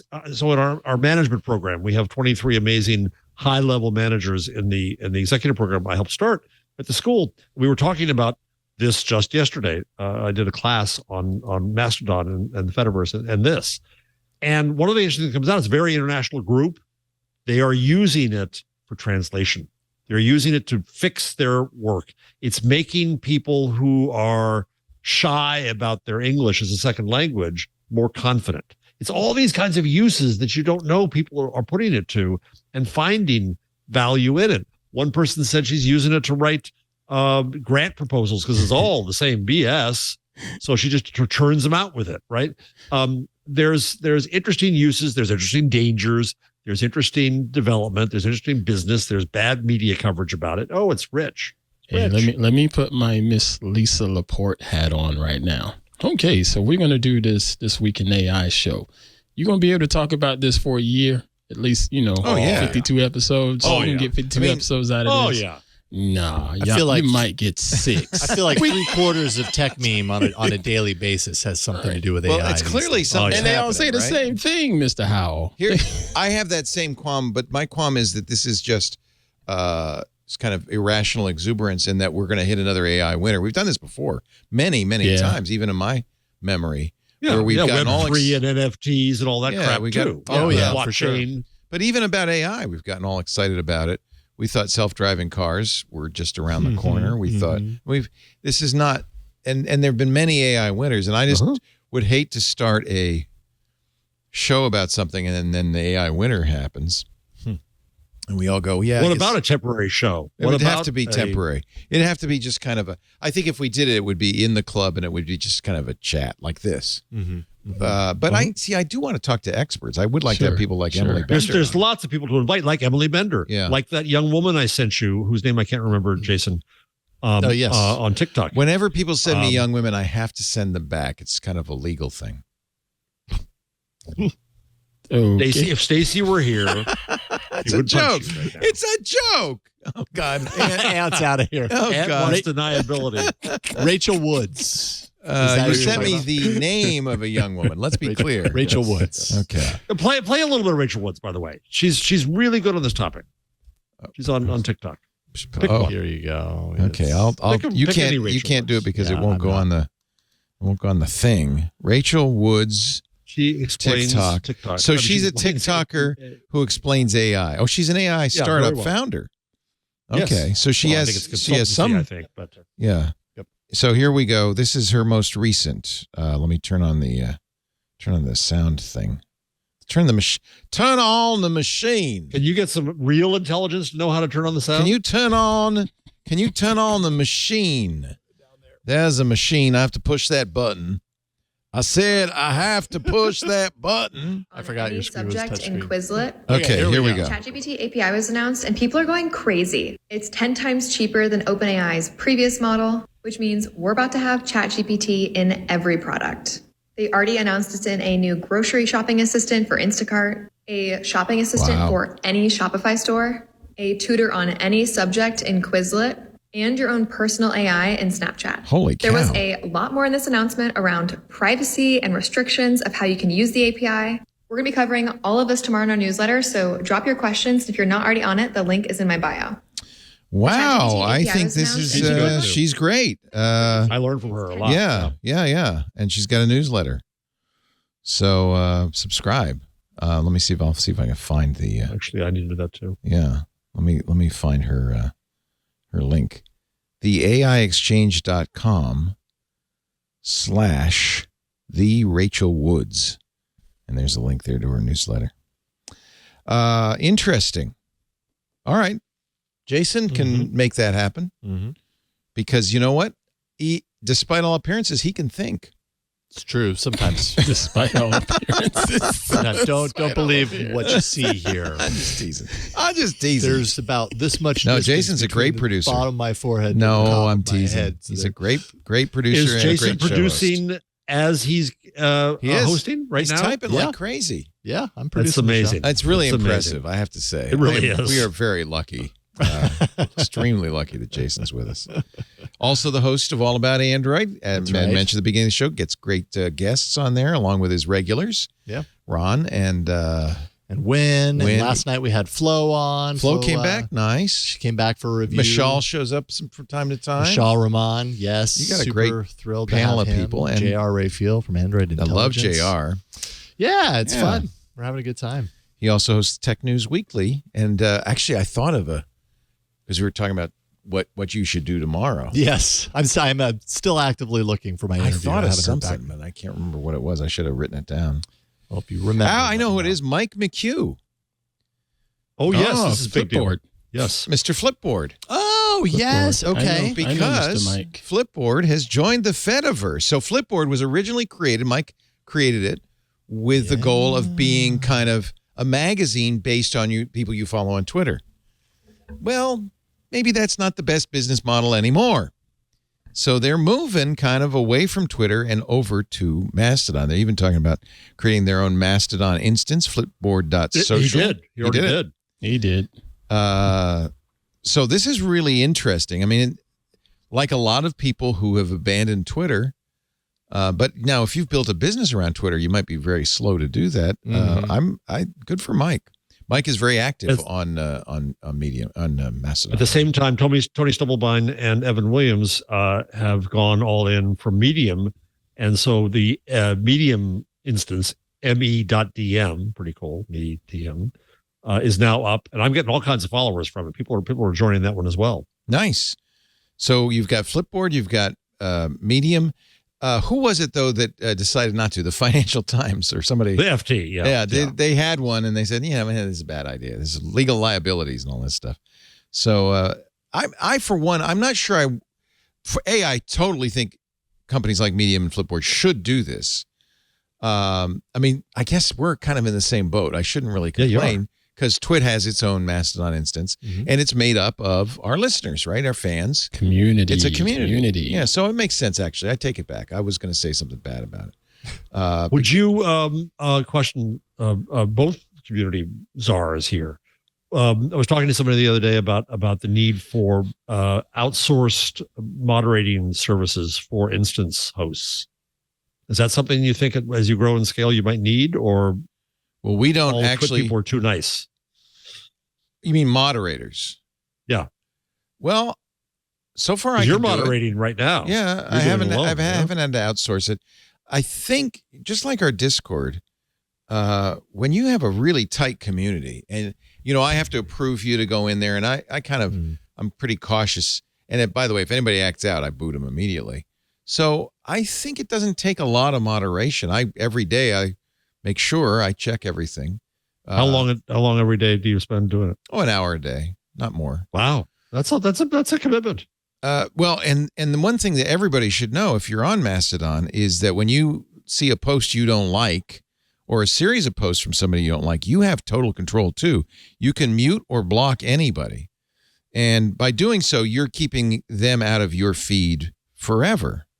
So and you can report them to you. And then I would suggest if it's somebody that you think is really toxic, report them to me. I check every day. We get at most a report a day. And usually it's not people on our Mastodon instance. It's, people on other Mastodon instances. So I think it's actually sustainable. I spend an hour there because I'm reading stuff, not totally moderating. Right. That's the total amount of time. So I have two. Okay, I'll just show you real quickly the dashboard that I see. 2 pending reports and 8 pending users. I won't show you the reports or the users, but so I will review those every day. And if it's an account, I can suspend an account even if it's not on our instance, and that just means people on our instance can't see it. So the account still exists. It's just it's not active. So one of them is pretending to be. You can show this, the National Security Agency, and I don't know. I think that's probably a parody account. This one's a little tricky. I will look at it. But it's verified. There's a blue check. It also says your local from Zuckerberg. It also says your local friendly neighborhood surveillance agency. Yeah, so I'm thinking it's probably a parody account. I'll look at it. If it's clearly parody, I won't block it. But tabs on you 24/7 because we care. Yeah. And then there's another one that you should not show that is kind of anti-trans. So that one, I'm just going to press the suspend button. They get a notification that twit.social has suspended them. They get a notification. Oh. Yeah. Can you do it without notification? No, I guess you can't because they're going to get their account. I think they get notified. I may be wrong on that, actually. I don't know.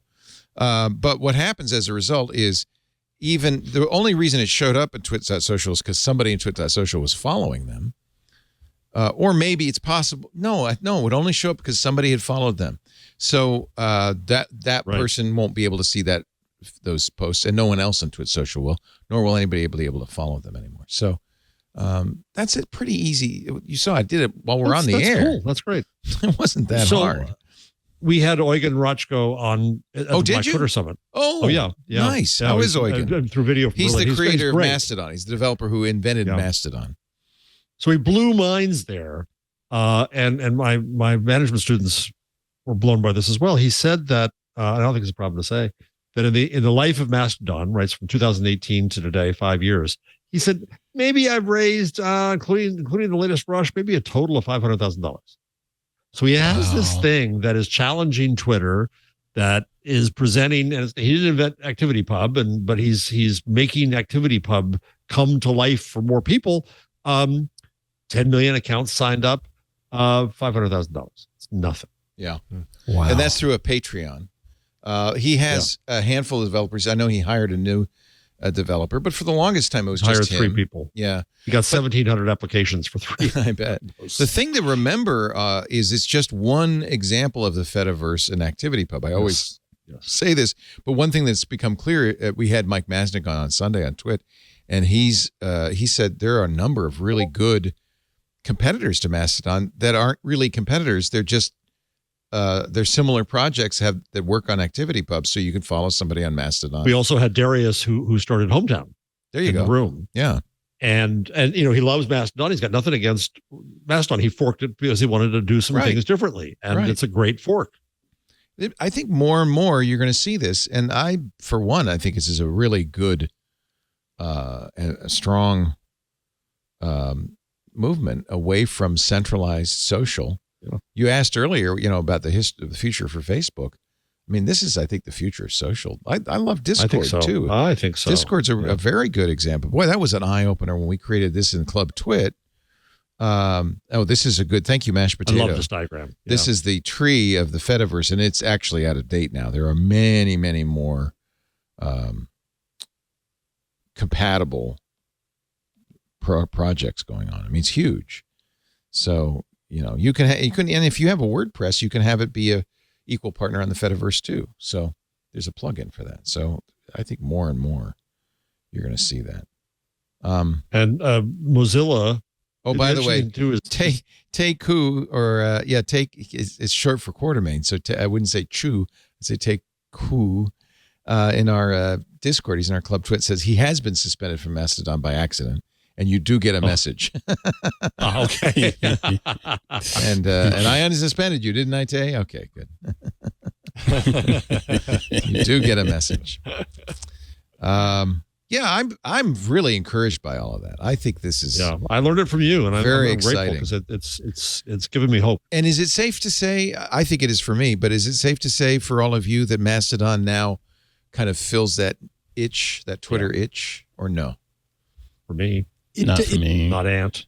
Yeah, I've just noticed in general for myself, my desire to engage with a Twitter-like feed on a daily basis has dropped considerably in the last I still go to Twitter, and when I see it, I go, I don't want to hang out. I open Twitter a handful of times a week. I open Mastodon slightly more than that, and sometimes I post, but I'm just not sharing a lot, and that's been a general trend for me lately, and sometimes I feel a little bad about that because of what I do and being in touch with the community and everything, but yeah, I don't know. My desire to interact in that way has dropped a lot. And I don't know if it's just, a result of the turbulence of recent months or if it's just kind of shifting interests. But there we are. Have you, we discussed this before, and you already know that I moved away from being an advisor to it. Have you guys tried post.news? Do you have any opinions about it? Have not. No, I haven't. I'm not a fan only because it's an Andreessen Horowitz It's joint. A and a centralized B. Yeah. I agree. I feel similar nobody's there now. to Mr. Really? Howell, Nobody's using it? Well, no, that's not the case. People are, but I follow, like 54 people. And now when I go to my people I'm following, it's all George Conway, literally all George Conway and George Hahn. Okay, that's not what I want. So, Yeah. okay. I'll pass. I know. I think a lot of people went there because it was like Twitter. It was a centralized Twitter-like Yes. place. And I think that the people, it's sad because Taylor Lawrence popped in briefly at Mastodon, didn't like what she saw and ran back to Twitter. I think a lot of people really want Twitter. And you were about to say? I'm fairly similar to Mr. Howell, where I just haven't really had the desire to go in there and check either platform recently. I'm pretty much in broadcast mode and pretty much in campaign mode regarding my son. Every now and then, usually like on a Friday night or a Saturday, I'll go in there and check notifications from people that I know just to make sure I didn't miss anything. But now even they know that he's not really in here that often, so you may not get a reply quickly. It's just social media in general has just been a bit of craptastic mess, and I just try to keep my energy clean and happy, if you will. I know every peaceful. time I'm tempted to post on Twitter, fortunately I could, but I don't want to break my silence. Every time though, it's because somebody got me angry. Right. Yeah, right. That's the thing. And I'm And at like, this point, if you learn know one it's thing, nice. you're just opening that It's can of great worms. that we have voices. Yeah. It's great that we have the voice to be able to go out there and just scream that something has upset us, and whether it be an injustice or something really, really small. But It's usually man, I small. swear, it seems like I'm seeing a lot of that stuff out there, and it just brings me down. I'm like, nah. Yeah, me I'll too. just step away. Let me go turn on some old Mama's Family reruns and Yeah. laugh for the rest of the day. I'd say in the last couple of years, time and time again, when I open a feed like Twitter or sometimes Mastodon, although less so in Mastodon. Mastodon, for whatever reason, feels like a little bit more open and accepting to me right now than the Twitter universe does. But in the last couple of years, I have many times had the experience where I open up my app. I'm like, okay, I got this thing. I got to put this out there. I type it all up. I see it on the screen, and then I hit delete. It's like I don't even send it because I'm like, I've done that too. At a certain point, by the end of it, I'm like, is it even worth it for me to put this out there? Because like I kind of, on one hand, I already did the thing that like I was moved to do, which was to put my thoughts into words. But if I hit send, so often it feels like all I'm doing is inviting some sort of reaction. And, I hope that reaction is good, or I hope that people interpret my words in the way that I intend for them to. But then there's always that doubt that's there. And that's been keeping me from sharing a lot on social media lately. And it happens to me a lot. Again, I am really grateful for the community that I've been able to build on Twitter and, as well as the Twit.social platform. Heck, I'm looking right now at Michael Kidd that gave me all of this great information about NAS that I totally forgot about. I forgot about True NAS. And it's just this long thread of just useful information. He's not yelling at me. He's not belittling me. He's not telling me I should have bought this system versus that system. And, that's how this stuff is supposed to be. It's just gotten so far-fetched with people just yelling and fussing about any and everything. And that's why I just stay away, because I just don't want to pollute the good energy here in the four walls of I also wonder, especially for you, Jason, because you've been doing this for a long time, almost as long as I have. If you're not just tired, as I am, tired of sticking your head out and just say, I want to be a hermit. Are you ready Sometimes, to? yes, are you ready sometimes to I absolutely feel that brick way. up a little small room, brick it up, and have people push food over the top to you? That's because I am.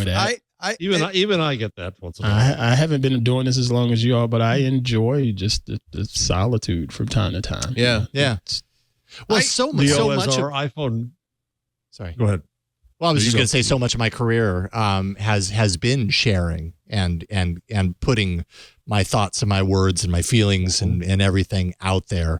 And I think you're right to a certain degree, Leo. I absolutely feel that from time to time, where it's like, there's a part of me that wants a simpler. Sometimes I just want a simpler, a normal. And sometimes that doesn't involve sharing every piece of my life, which Amen. I don't know. But I also feel bad admitting that on this show because so much of my career is built around being public and being kind of in that role. So then I feel like I'm kind of like retracting myself from this community that largely is incredibly welcoming, but it's just that one little portion that can be negative enough that it's like, well, why would I invite that negativity? Why not just not have it? You know, it's such Leo? I don't want to be ungrateful because it's such a privilege to get to do what we do. 100%. I totally and honestly, to me, what more and more it feels like when what we do is a conversation with, our friends, the hosts, but also with our community. And even though I wish the community all had a seat at the table because it would be great if we could do that. But we do as much as we can for that. We have a stage open now all the time. We have the IRC open all the time. I read the Mastodon. I read the Twit forums. I know you all do too. So I feel like we're actually kind of privileged to be in a conversation. And I don't mind the conversation. I like the conversation. What I don't like within the community, what I don't like is the general performative. Well, basically, it's what tweeting is, which is shouting out to the world. I don't think what I have to say is that important, for one thing. I think it's a risk of big old mass media where scale became the goal and performing for the whole world became the goal. And this is something I learned from the Black Twitter event. Is what's special about Black Twitter is not even the movements that mattered, like Black Lives Matter, which mattered greatly, but it's what I learned in the room that day is the value of the community for the community's own sake. To have joy and sorrow and everyday life there and to feel a place of comfort. And it's not one community. It's a bunch of communities. It's some people don't like each other. That came out too. But that's so different from, I got to speak to millions of people. That's a completely different experience. Yes. The internet for this, but it's mass media. My favorite stat in the Gutenberg parenthesis coming out in June, pre-order is available now, is that before the mechanization of print with steam-powered presses and the linotype, the average circulation of a daily newspaper in the United States was 4,000. Which is just about the average number of active people in Twit.social's Mastodon instance. That's almost exactly the same number. Yeah. Right. It's like a Dunbar number. That's really interesting. So that's the right, in other words, that's kind of the right number. Yeah. 4,004 active users. So it's exactly that number. Wow. That's phenomenal. So Leo, have you, as the iPhone user among us, unless Ant's going to get drawn further into the Apple Watch? I don't know. He could. It's only a matter of time. I do not like iOS. Do not like iOS. Stay there, Ant. Leo, have you signed up for the Blue Sky beta? Oh, let's talk about it. I haven't been invited. I want to find out about it. I haven't been invited. You can sign up for it. You can sign up for the beta, invited? But I don't know. You can sign up to be invited, I think, right? I did sign up to be invited ages ago. Oh, you did? Okay. Yep. But I don't think I've been invited. So this is Jack Dorsey's last act as CEO of Twitter. He funded, I think he put $10 million into a research effort to come up with basically Mastodon, let's be honest, or the Fediverse. Protocol. A protocol-based open Twitter. It was money that he put in that even when Elon took over, Elon could not take back. So the Blue Sky has continued. I'm sure Elon's not thrilled about it. He didn't like Mastodon either. But it is now close to being released. It's an invite-only beta in the App Store. So, yeah, you know what? I guess I should go back in and join it. But honestly, I feel like it's solving a problem that doesn't exist, which is, trying to create a Fediverse, but a Fediverse already exists. So do we need a new... Well, the question is whether or not it federates with the Fediverse. Right now they have their own protocol, which is very similar to ActivityPub. It's like Scuttlebutt when we had Rabble on, who, by the way, was also at the Black Twitter event. Oh, nice. He came all the way from New Zealand for it. Yeah, that's wonderful. Lane Cook. It was great. Did you record this event? No, that's a sore point. Nope. I think this is a shame because this is something that I think the world should hear. It sounds like it was an amazing event. I couldn't agree more. I was told not to. Not by the group. By my boss. But Anyway, it was we have a report on it coming out very soon, and it was an amazing event. But I think it's too soon to say that ActivityPub or Mastodon or Hometown or anything is it. I think that if Jack comes along and invents I'm suddenly forgetting her name, the head of Blue Sky, Jay Graber, invent new things, the world benefits, right? And the same with Scuttlebutt. It becomes people find more good ideas in that kind of open environment. Well, I haven't downloaded it. So I will download You can? it. Well, let's see. It's in the App Store, which means you can, but you might have to. You might have to, have a code in order to log in or whatever. Blue Sky Mobile. Is that it? No, that's a staffing service. Blue Sky VPN. No, that's a VPN. No. This is the problem. Blue Sky Social. See what's next. That sounds right. So let me download that. Or it's China. Yeah, it's China. This is, by the way, a big problem on the App Store, but I think that is it. Yeah, Blue Sky Social. That's it. Yeah. Yep. Let's open it and see what's happening. Private beta. Create a new account. Sign in. Well, I don't. I guess I could create a new account. Create a new account? Try to. Yeah. Oh, how do I get back? It says private beta. The app is available for download, but you will need an invite code to create an account. Invite code. Okay. It's asking for an invite code. Which I did, way back in the day. I feel like we shouldn't dilute our efforts at this point. We've got ActivityPub. Nobody's saying ActivityPub isn't good. Yeah, I kind of agree. But then again, when we talked to Rabble about what he's doing with Scuttlebutt and Planetary, there were all kinds of new ideas that were entirely different. Yeah, and I think that's agree. worthwhile. I agree. Rabble had, for instance, the idea of this portability, that your identity wasn't tied. You had your own public key identity, public-private key identity, which you could take with you. And also with the Maori, that it works offline. Yeah. In a closed network. I think there's lots of room for development right now. So I wonder how I would get an invite. Well, if you're listening, I'd like an invite. So would we all. Meanwhile, I'd also like an app for Android. Just saying. Yeah. Hey, everybody. Leo Laporte here. I am the founder and one of the hosts at the Twit Podcast Network. I want to talk to you a little bit about what we do here at Twit, because I think it's unique. And I think for anybody who is bringing a product or a service to a tech audience, you need to know about what we do here at Twit. We've built an amazing audience of engaged, intelligent, affluent listeners who listen to us and trust us when we recommend a product. Our mission statement as Twit is to build a highly engaged community of tech enthusiasts. Well, already your ears should be perking up at that, because highly engaged is good for you. Tech enthusiasts, if that's who you're looking for, this is the place. We do it by offering them the knowledge they need to understand and use technology in today's world. And I hear from our audience all the time, part of that knowledge comes from our advertisers.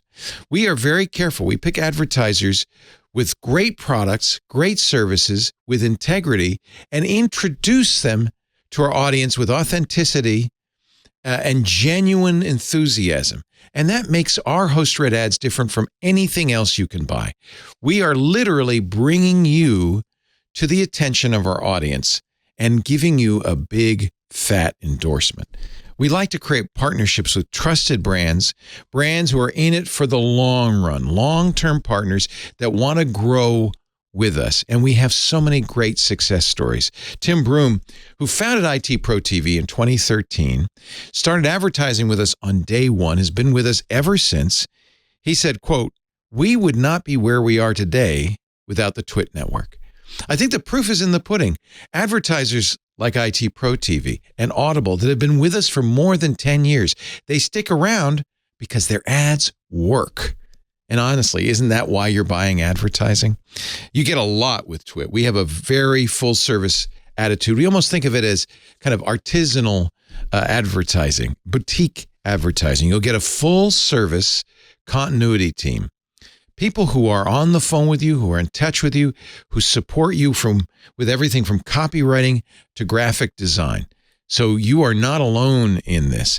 We embed our ads into the shows. They're not added later. They're part of the shows. In fact, often they're such a part of our shows that our other hosts will chime in on the ad saying, yeah, I love that. Or just the other day, one of our hosts said, man, I really got to buy that. That's an additional benefit to you because you're hearing people our audience trusts saying, yeah, that sounds great.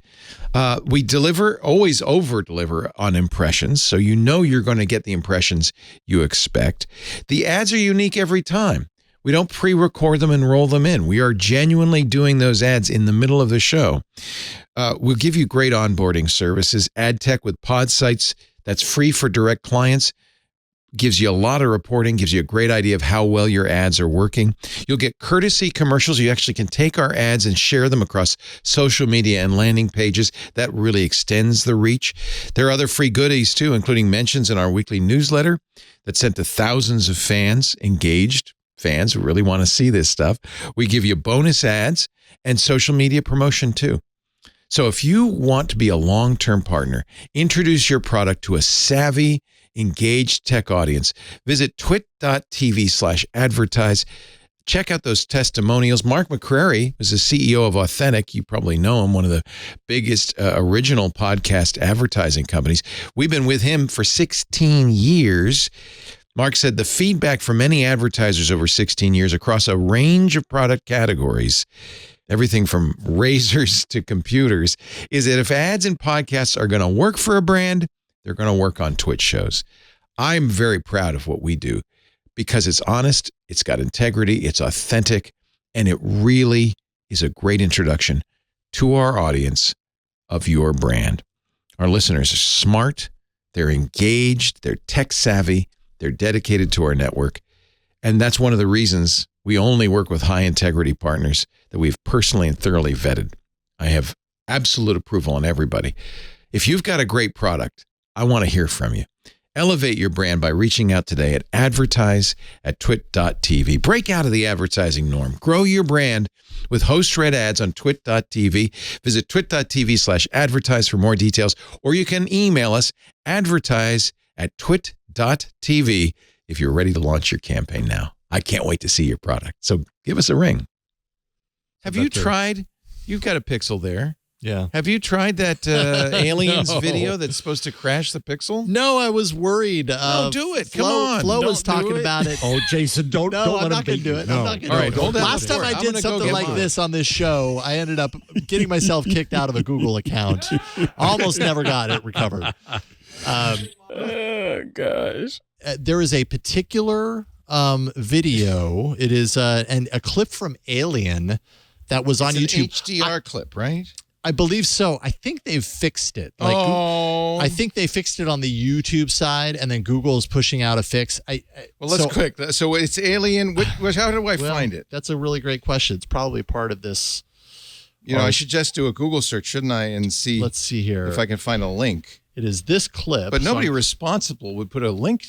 Alien 4K HDR. Get out of there on Apex Clips. Alien. Here's your 4K HDR. Get out of there.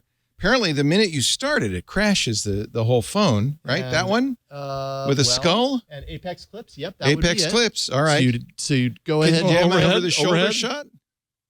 We got to watch this crash. Maybe. You think they fixed it? Yeah, I believe that they have. It says 2 years ago it was posted. It's 4K. Yes, the same video. Ultra So we're looking HD. at the same video. This is the video that was linked to from All right, you ready? Ars Technica. Okay. And the second it started playing, it was supposed to reboot your phone. So I think they fixed whatever it was. But what did they find out why? What would have caused that? Well, my brief understanding from last night is that there is suspicion that had something to do with an HDR codec. And something happening with this particular video with HDR. I beyond that, I have no clue. At least one person reported that not only did it reboot their phone, but they lost connectivity until they rebooted again. Again, a second time, right? And Flo did not write about this for Gizmodo, Florence Ion, but she did experience this, and her colleague wrote about it. So you can kind of read her experience. It's either fixed or it doesn't impact all Too bad. But it was but this I could have been another great viral moment, like you knocking yourself off Google, like me sticking the pen in upside down that was the best. on my Galaxy Note. Oh, well. Yeah, but Oh, you know, well. How long were you off, Jason, before your out of our my friends at Google account? got you back on? Out of my Google account. I mean, all things considered, I think it was only a couple of days, but it was still It was scary. It was still scary. I mean, it was a situation that made me realize just how dependent upon my Google account I actually am, and how much I'd really lose if I lost access. Sunday, we had a guy call. His family asked him to digitize all the family VHS tapes. He did. It included a video of him and his sister as kids in taking a bath or swimming or something naked. Google determined it was child porn. It wasn't, obviously. And he has lost his accounts and business accounts, all of his accounts, boom, gone. And and he's appealed, and but the problem is, Google, it's hard to get any action out of them. Every once in a while, I get an email very randomly from someone online to my personal account or my work account saying, "Hey, I ran across your video on YouTube. This happened to me. How did you get it figured out?" And I always hate to have to reply and be like, "Look, I have connections." Yeah, like because of what I do, I knew someone who was able to really help me, and that's probably not an option for you, and I'm so sorry. I wish I had a better answer. Don't be dependent. I get people who come to me about Dell computers. About 2005, I wrote Dell Hell. And to this day, someone will come to me, I'm having a problem. Can you help me? Do you have a connection? No, I don't. No. Dell Hell? Is that the name of the article or the book? Or Oh, you don't know that story? No, I'm not certain that I know that your Dell Hell story. I complained on my blog, this is before Twitter, about my laptop. I said, Dell sucks. And then all kinds of things. I was accused of dropping the stock price of Dell, honestly, by 20%. Wow. Michael Dell came back to the company. Power, they started their blog with Lionel Menchaca. They transferred a bunch of technicians to go solve bloggers' problems before they blew up. And this led to the whole kind of structure now of social media crisis management around companies and jerk customers like me. What knowing you. Well, all right. So was there really an issue? I mean, in hindsight, there was. My Dell Hell, August 29th, 2005. I'm just a citizen, a consumer, a guy who has my own printing press. I am obnoxious. And I get to use it however I want. Oh, so this was on Buzz Machine. Dell lies. Yeah. Oh, yeah. The headline was Dell lies and Dell sucks. Not my proudest moment. Not my most mature. Wow. Wow. Well, good for you. One thing I realized, I was watching TV, somebody had passed away, and it was the guy. Okay. So it was the guy who Dick Cheney shot in the face by accident. Oh, right. He passed away maybe a few weeks ago. And the poor guy, this is his obit. That's right? the obit. Yeah. That's the obit. They don't talk about anything else. They don't talk about his life. It's just the guy, Dick Cheney. He was the victim. He'd even do it. The guy, Dick Cheney, shot by accident. And I thought, that's the problem. Yeah. Jeff, when you die, Dell Hell. Dell Hell. That was it. You had your moment. Yeah. That was my moment. What's mine going to be? Senator Devil? I don't know. It's going to be that you are a bad has a whole robot. Laminated a bad sheet. robot. Yeah, that's right. It'll be. Yeah, that's true. We do have it all written down. Here's Jeff's. There you go. That's it. Yeah, it might be that I was Dev Null. That would be depressing. Yeah, that would be depressing. Yeah. You may remember him as that crappy animated thing on Nemesis. Oh, Lord. Pissed off Soledad O'Brien regularly. Yeah. So we should probably do a little Twitter update. Elon right now is on stage talking about master plan number 3. Right. It's funny, when his first master plan came out, I was very impressed. We talked a lot about it, master plan 2 as well. He was executing. It was things like create a high-priced electric vehicle to support the creation of an affordable electric vehicle to save the planet. It was stuff like that. It was great. I don't know if people are quite as interested in Master Plan 3. Like, maybe the bloom is off the rose a little bit, but we'll give you an update as soon as it's released. I don't know if they've done it yet. Meanwhile, Elon is still running Twitter, although, according to Platformer, that's going to, by the way, be in that's going to be in Casey Newton's obituary. Yeah. Is he followed the Twitter collapse in the mid 2020s. According to Zoe Schiffer and Casey Newton, what's been going on at Twitter might give you some hint about the next CEO. So clearly AI generated Bluebird. Yep, DALL-E. Okay. DALL-E. That's great. Yep, no surprise. So Davis, who was currently CEO of the Boring Company, loaned himself out to Twitter when Elon bought it. It turned out he was one of that gang and has emerged as one of Musk's top lieutenants. Even he and his wife had just had a baby, and I think he was bringing the newborn to Twitter. Big layoffs. They were sleeping in the office. If I read that correctly, just had a new baby, and the family was sleeping in the office. Can you believe that? That's a little more dedication than anybody deserves. I thought the same thing. Another round of layoffs on Saturday. Another 200 employees, including some big names. Esther Crawford is the one most people talked about. She was the one who was sleeping in the office. Posted on Twitter the picture of her in a sleeping bag with a hashtag. Charge of blue. Yeah, hashtag live where you work or sleep where you work, which is not a good hashtag. Never. Bad Don't hashtag. normalize that. But also Leah Culver, who I have huge respect for. She was in charge of Twitter Spaces, a serial startup person, did some really interesting stuff. I think she did Pounce, right?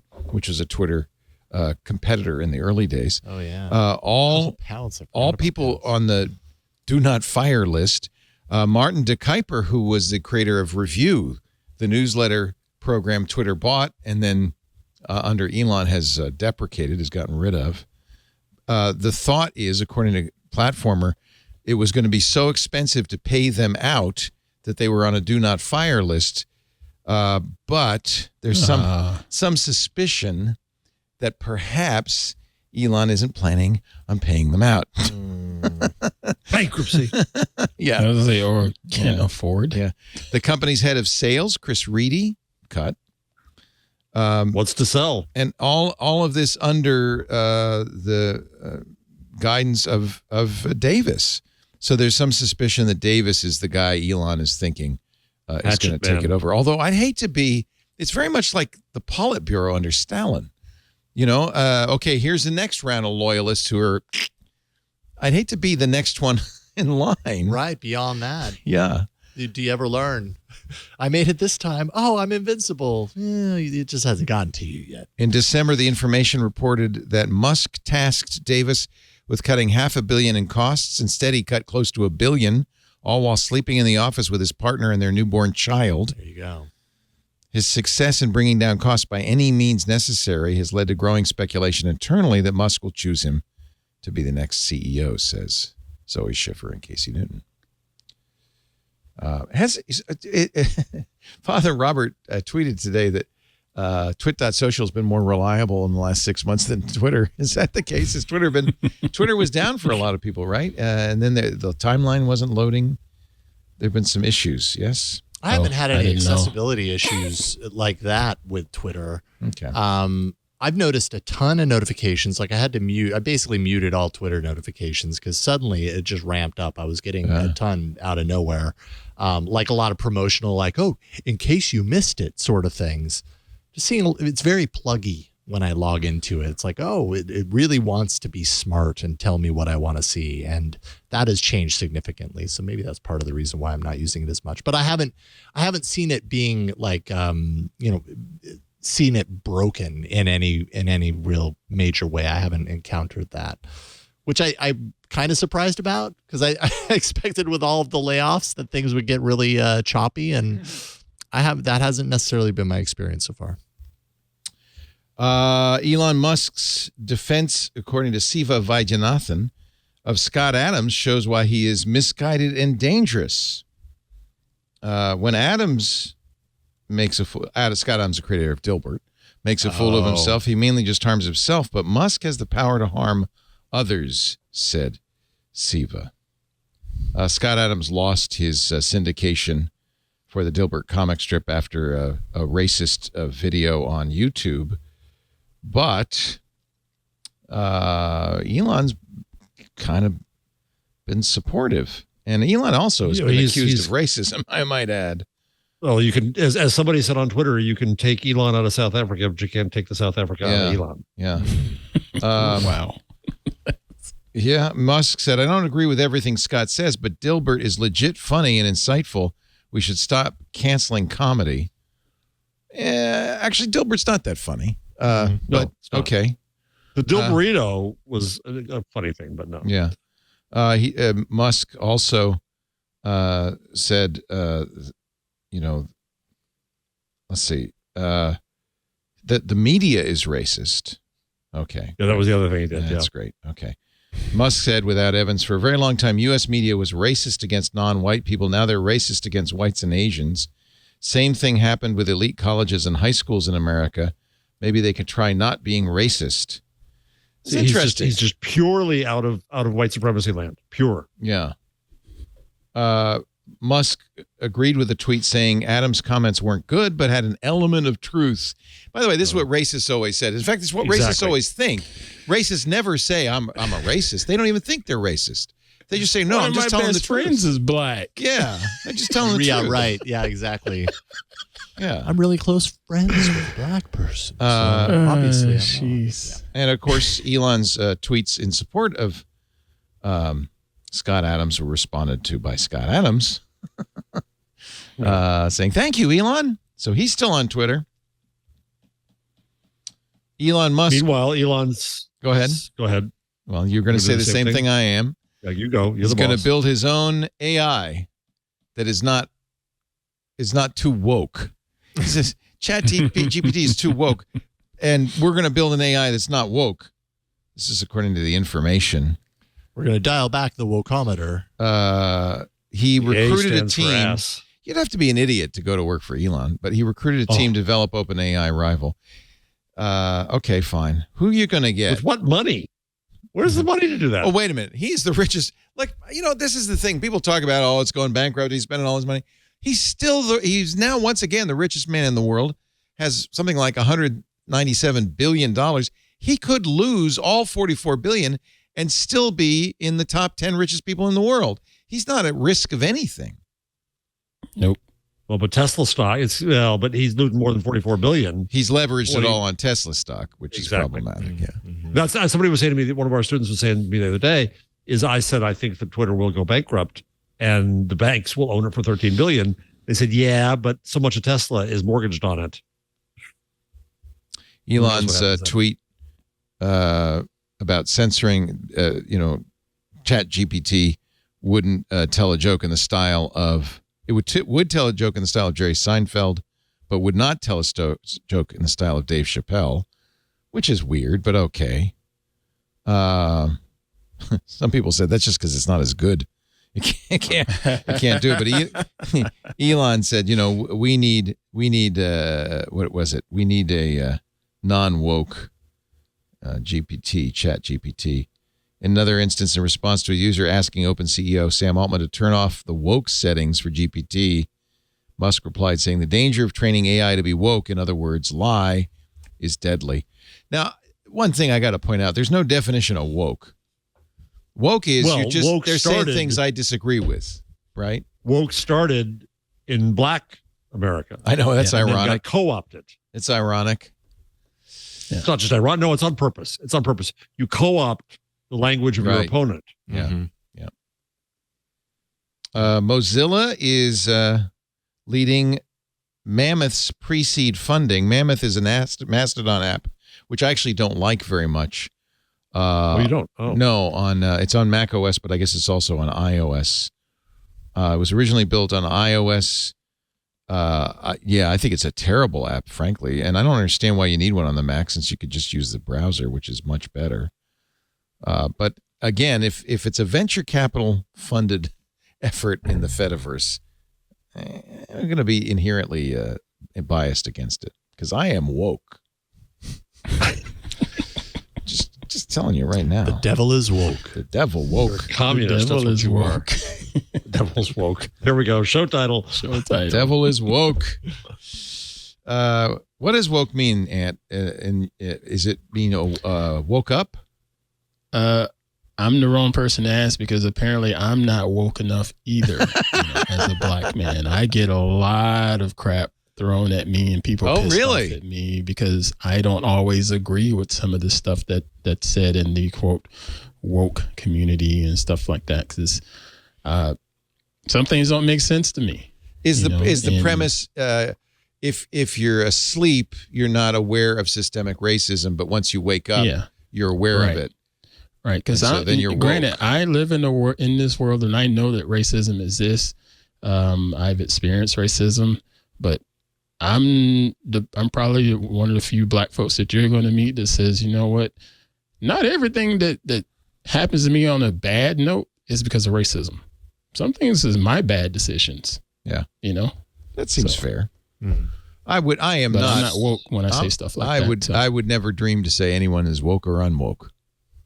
I don't even like that word, to be honest with you. So I don't really. It's gotten like I bad. said, I don't even really get into it too often because most of the time people just. It's not for me to say black people how you should feel, Ann. Yeah. Right. For the record, the origins in police brutality. That's where the origin. Oh, the origin is police brutality. That's the origin of it. Benito says. Oh, I'm sorry. I didn't understand. Thank you, Mr. Benito. So it's not about systemic racism. It's waking up to police brutality, Benito?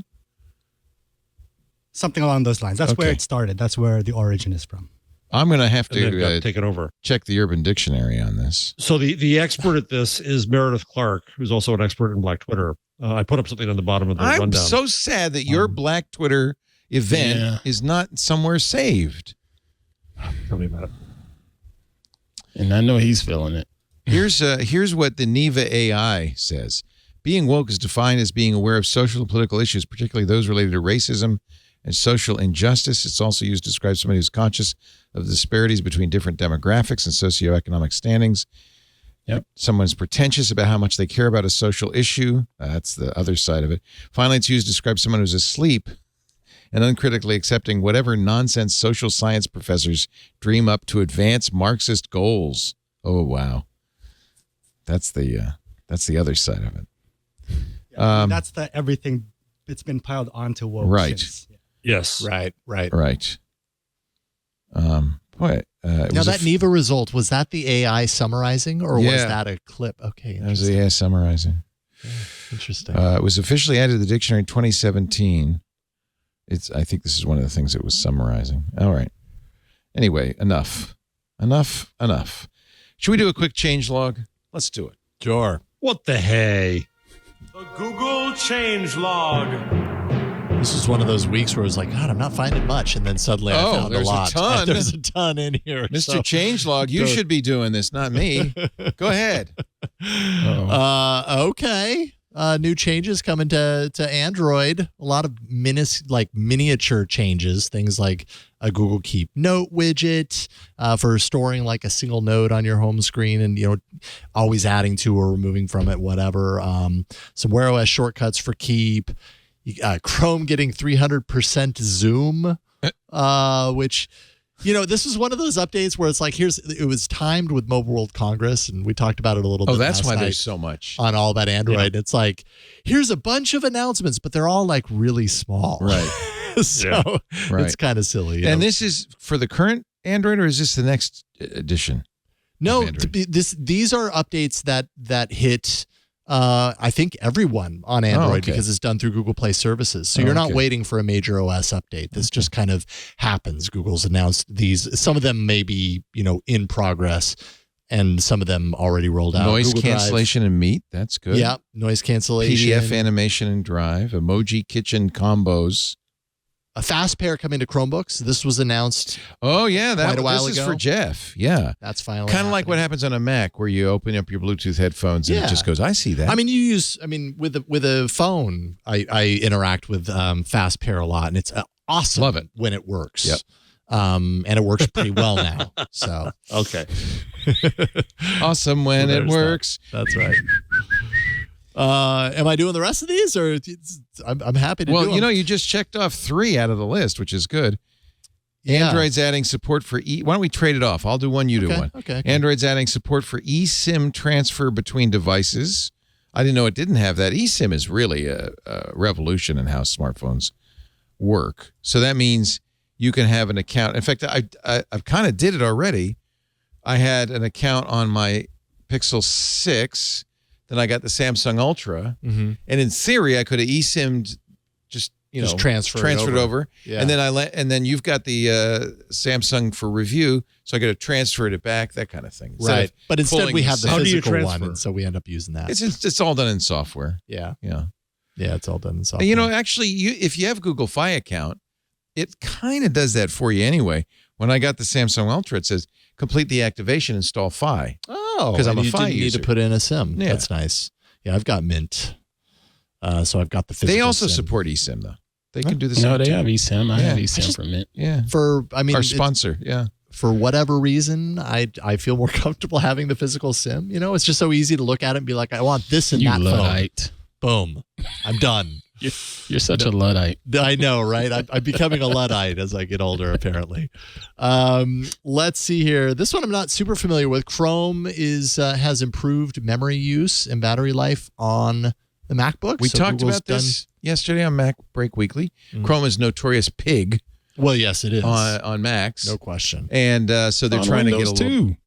Is it really? Yeah. Yes. So they talked about some things like the tabs, they can sleep them faster. iframes, they'll sleep. There is a power setting on Chrome, which only gains you 30 minutes. But they claim on a MacBook Pro 14-inch, you can get 17 hours of, video time. Okay. That's nice. Nice. Watching videos for 17 hours. Yeah. All right. That's about as long for all those times that I'm watching videos for 17 hours. Yeah. As long as a baseball game, I think is what they're trying right. A little bit longer. Just a smidge. Waymo's starting autonomous testing in LA with no human driver. Waymo, didn't they announce, was it Waymo or no, it was Cruise that announced 1 million hours without a... it was Cruise. That's amazing. Everywhere now you start. So I said earlier in the show that, full self-driving was a kind of AI that hasn't taken off, but I guess it really has. In some ways it is. Yeah. Not taken off in the way of we're all riding around in vehicles every day that are driving themselves. But this is where it begins, right? This is where that trend begins. Oh, it was Waymo. Waymo 1 million miles with no human driver on public roads. So that's a lot. They have even more with a safety driver, 8 million miles. Now, they also revealed that they'd had a couple of accidents, bunch of fender benders, but for 1 million miles, that's a lot better than a human. Absolutely. Why doesn't Waymo get as much press as Tesla? Because you can buy a Tesla. You can't. Waymo's limited to a few markets: Phoenix, it's like a concept San car. Francisco, L.A. And so that's why I think most people don't have any experience. I've never ridden in a Waymo. Have you? Nope. You've never been in a Waymo. But you raise a really important point because Waymo actually does it, and they're Tesla doing just is a keeps on good thing. promising it. Well, Tesla's kind of admitted in filings that it's what so-called full self-driving is level 2 driver assist, which isn't really much. Yeah. So we now know that's just a marketing term when Tesla says FSD. We talk about regulation, and I sound like a libertarian in these moments when we do. If you're going to regulate anything, self-driving cars seems to be the thing you'd want to regulate from the get-go. Yeah. Well, they are technically. It's just but the way Musk gets away with stuff, they haven't done it people aggressively. turning crap on. A lot of people complain about NHTSA, which sets the national standards that they've kind of, the National Highway Transportation and Safety Administration has kind of given, up to now, given Tesla a free pass. Not so much these days. They're getting more serious about it. But they should never have been allowed to call it autopilot. No. That's not good. No, agreed. What else you got? Magic Eraser, a defining feature of the Pixel devices, coming to Google One subscribers via the Google Photos app. So it's not limited to Everybody Pixel gets devices with a Tensor chip. You get Magic Eraser, and you get Magic Eraser. Even iPhone users on Photos get Magic Eraser. You can do we get it? things. Do we have it yet? Should I try it? Oh. It says starting on Thursday. So that would be tomorrow. It's going to be rolling out to Google One subscribers using the Google Photos app. But yeah, that's Android, that's iOS, all Pixel users, not just as it's been limited to the 6 and the 7 so far. So Nice. there you go. Pretty cool. Remove items from your photos to your heart's content. Yeah, I would. Yeah. It's a feature that I never use. Does it work? But No, you don't use it? I mean, I never think to use. I just don't spend a whole lot of It time works editing fairly photos on my phone, I guess. You know? I mean, it works fairly well to be. Lightroom used does on this, the Affinity phone. Photo. A lot of programs do it, right? Yes, sir. I would still lean on my trusty Photoshop for some stuff, but Oh, for sure. I've played around with it recently, and like say I wanted to take a picture of the living room or something, but Kylo was sitting there, Right. so I'll erase Kylo, but Kylo's shadow is still there. So now I need to go back man, you in gotta and erase fix the shadow. Kylo's, and then you're hoping that it gets that right, and sometimes it doesn't always do it. But the average consumer would totally be fine with the results that happen. But me, on the other hand, I'm probably just going to go into Photoshop and fix what I need to fix. Yeah. I have to say, it'll be on iPhones, and maybe this will be fixed, but Google Photos can't handle the iPhone format, the high efficiency. Oh, the HEIF. Oh, interesting. High efficiency. High efficiency. I don't think it can. Oh, wait a minute. As a Google One member, you get access to extra editing features. So maybe they did add that capability. Maybe it's their own. And a quick tip, the Magic Eraser, depending on what you're trying to erase, it works best when you zoom in and then do the eraser. Oh, okay. Yeah, I have a bunch of stuff because I'm a Google One subscriber, but not yet Magic Eraser on coming tomorrow, on iPhone. maybe. Yeah. Nice. But I already had that. Didn't I already have that on the Pixel? Yeah, It was already you on would Pixel. already have it on your Pixel. Yeah. Yeah. The 7, and the 6, the 6A. And on the Pixel, God, I think it's integrated into the camera, not necessarily the Photos app. Limited RAW Oh, yeah, we're on support, the it even edge. says. I shoot a lot in RAW. I probably shouldn't shoot so much in RAW.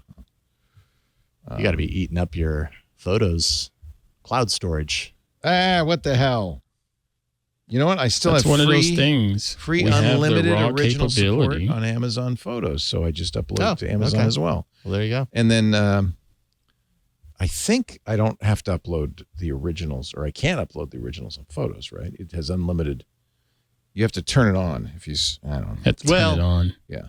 Yeah, Google might try and opt you into original size by default the first time you launch the app. Right. So you'd have to say. And so you just, specific. you either do that, or I think they call it high quality, which is like a lower res, but high enough in my opinion. How often For am I most pulling people, it photos out is. of my photo reel and blowing it up to a Right. wall size image? Like I'm never doing Exactly. that, so who cares? Magic Eraser. There it is. Yeah. Tap to erase highlighted suggestions. Click or brush to erase more.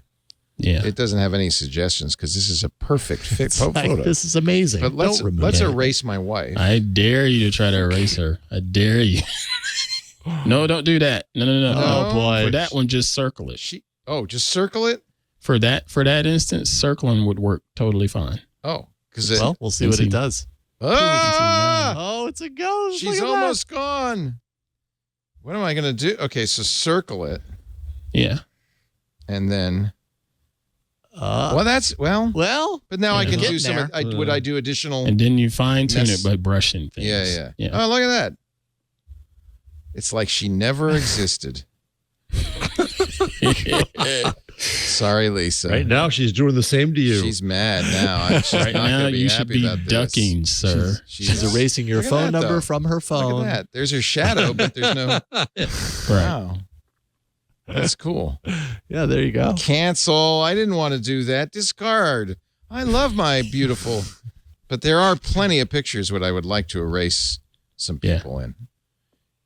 She told me. Okay. She said this is a good picture of these two guys with their solo cups on the rocks, but she said I should erase this guy Yeah. and just keep So the just other circle. one. Yeah, let's try it.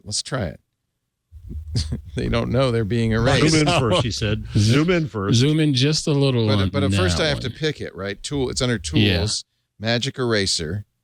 Okay, it's going to suggest, it has no suggestion, but now I want to zoom Zoom in. in just a little. and just Not that far. erase Yeah. And then him. circle. Because he wanted to still think about the. He didn't know he'd be pixels. oh my God! Yeah. Where'd he go? Would you even know if you didn't know? Oops, undo that one. So now when you zoom out and look at it, it's like he never was there. That was awfully They easy. should have named the tool Stalin. Yeah, Stalin. Look at that. There you go. Now it's actually it is a better picture. Yeah. Just this guy. For most people, that's totally going to work. No kidding.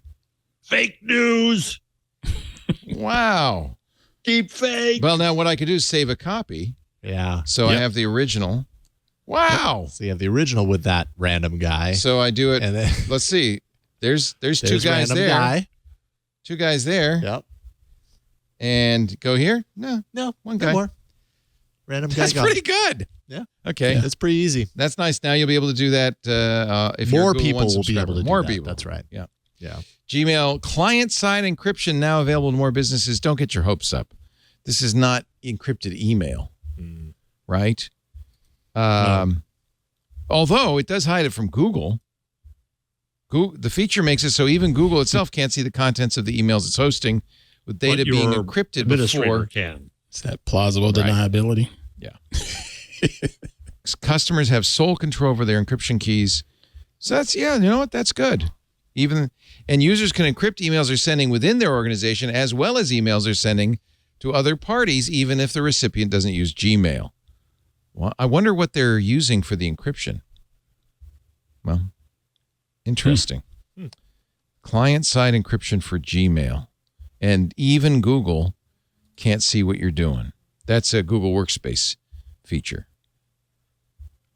I think that's good, right? Of course. Turn that sucker on. Yeah, until encryption is illegal, let's go all in on it. So, and I think people know this. The data is encrypted at rest on Google's servers and in transit between Gmail accounts, but the keys aren't held by you. They're held by Google. So if they were subpoenaed or whatever, they still would have access to it. So all they're really doing is handing the keys over to the client and saying, we don't have them. We don't have them. Out of our hands. Well, speaking of your hands and things being in or out of them, the Pixel Watch, that was a horrible segue, will have... A for effort, Jason. Thank you. Sometimes it feels right to try and segue. Fall detection coming to your Pixel Watch. This was something that we've known about for a while. We could have used that getting out of the studio, Leo. Yeah. You know, my Apple Watch did not say not. you've just taken a fall. But the other day I was making the bed and it said, did you just fall? No, I was fluffing. I was merely fluffing.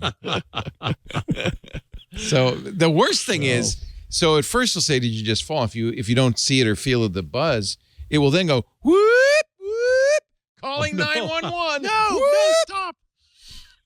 I really, so far I've been able to stop it, but it happens more than it ought to. Kind of frightening, actually. Yeah. What's the push-ups you do, where you have barbells and you lift one and then you put it in and you do the other one like that? That's you doing a bent over row Something like with that. your push up. Something with it. Something. And that's the one that sets it off every time I put down the dumbbell and it goes. Working on those lats. Yeah. Get my lats. I was just fluffing, Google. Okay. So now you too and Pixel Watch owners will have that fine experience. There you go. Finally, your Google Docs are about to look a little bit different. Did you put this in here? Is that a change log, really? I don't know. Sometimes I don't know. A small refresh. Oh, okay. Well, yeah. Little Material 3 I design. could have put that in early on when I didn't have many things, and then that's probably it. Didn't trim it out. That's and what I'm that's the Google change log. Now you know. Now you know. It's him. It's all him. It's all me. Jason It's the good me. work. And then sometimes you go off the rails and you take chat room suggestions. We don't. For some reason, we wait a minute. Do we have a Scooter X change log? I don't know. Let's see here. Pretty active. Bullet Group, Motorola Defy Satellite link. Motorola Defy Satellite link unveiled at Mobile World Congress. So just for the chat room, changelog has to be Google related. That's the Motorola don't count. Yeah, Motorola's not a Google. Nope. Not anymore. Yeah, not anymore. Right. Once upon a time. Oh, wait a minute. Here it is. He's got a bunch. Here's the Scooter X one. I'll just read the titles. YouTube help forum disables posting and new comments changes planned. Android 14 will bring passkey support for Dashlane and other apps. Android 13 QPR2 beta gets final feedback survey before launch. Luma Fusion Video Editor now fully available for Android and Chrome OS.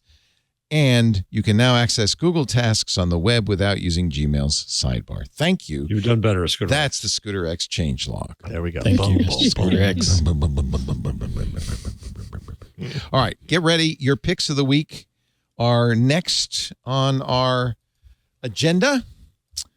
But first, I want to plug the club just briefly. Woohoo. First of all, before I go into that, just thank you, club members, because you make so much possible here. And increasingly, we're having a hard time, frankly, selling ads. It's not just us. Everybody is seeing a downturn in podcast ad sales. But unlike NPR, which can, fire 10% of its staff when it's down $300 million in ad sales, we don't want to do that. So that's why 2 years ago, during COVID, Lisa created Club Twit, and it has been a boon. Thank you. Club Twit is $7 a month. That's all it is. You get ad-free versions of all the shows. You get special shows we don't put out in public on the Twit Plus feed, like Hands on Macintosh with Micah Sargent, Paul Thurrott's Hands on Windows, The Untitled Linux Show with Jonathan Bennett, The Giz Fizz with Dick D. Bartolo, Stacy's Book Club. We get so much extra stuff. Ant's put together a bunch of great events coming up. I think Sam Abul Samad is this Thursday, right? That is correct, in sir. the club. That's going to be AMA. fantastic.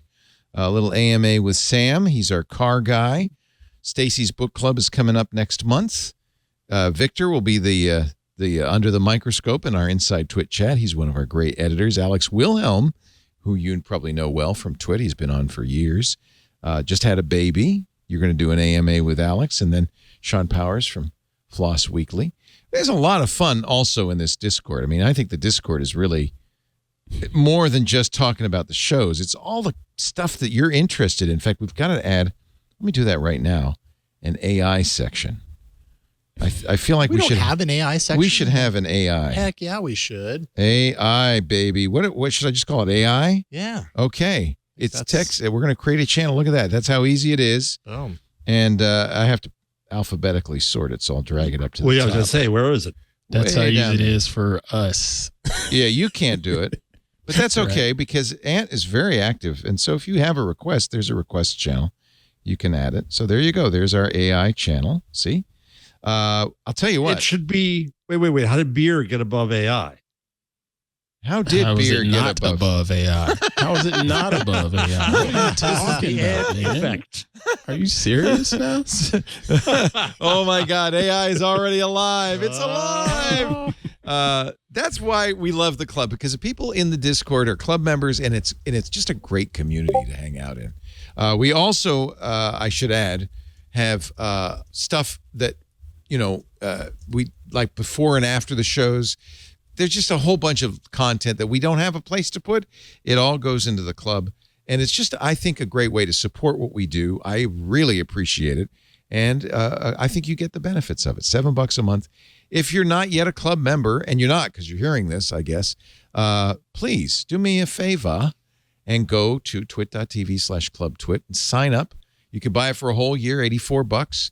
By the way, I should point out, when you do that, single-handedly, you are guaranteeing another 12 months of shows, because we can't stop now. You've paid for shows through Yay. March 1st, 2024. We I have got to a book do to it. sell. Thank you. Yeah.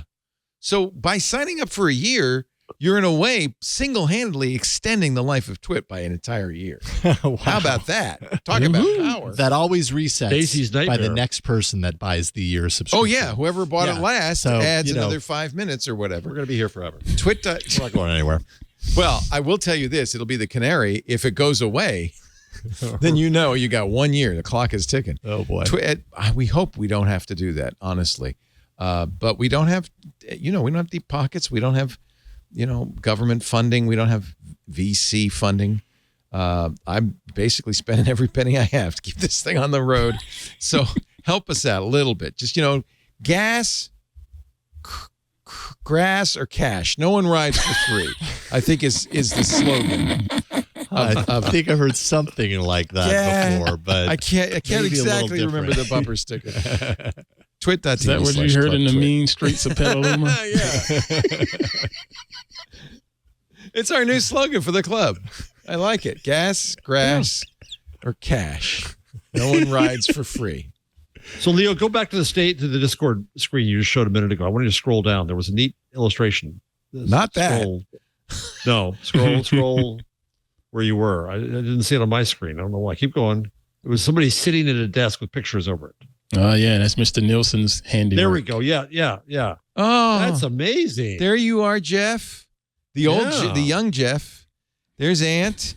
There's Leo. And this should have that lo-fi tunes going on in the background. Yeah, right. How did you do that, Mr. Nielsen? He is a master. I think it's Stable Diffusion, right?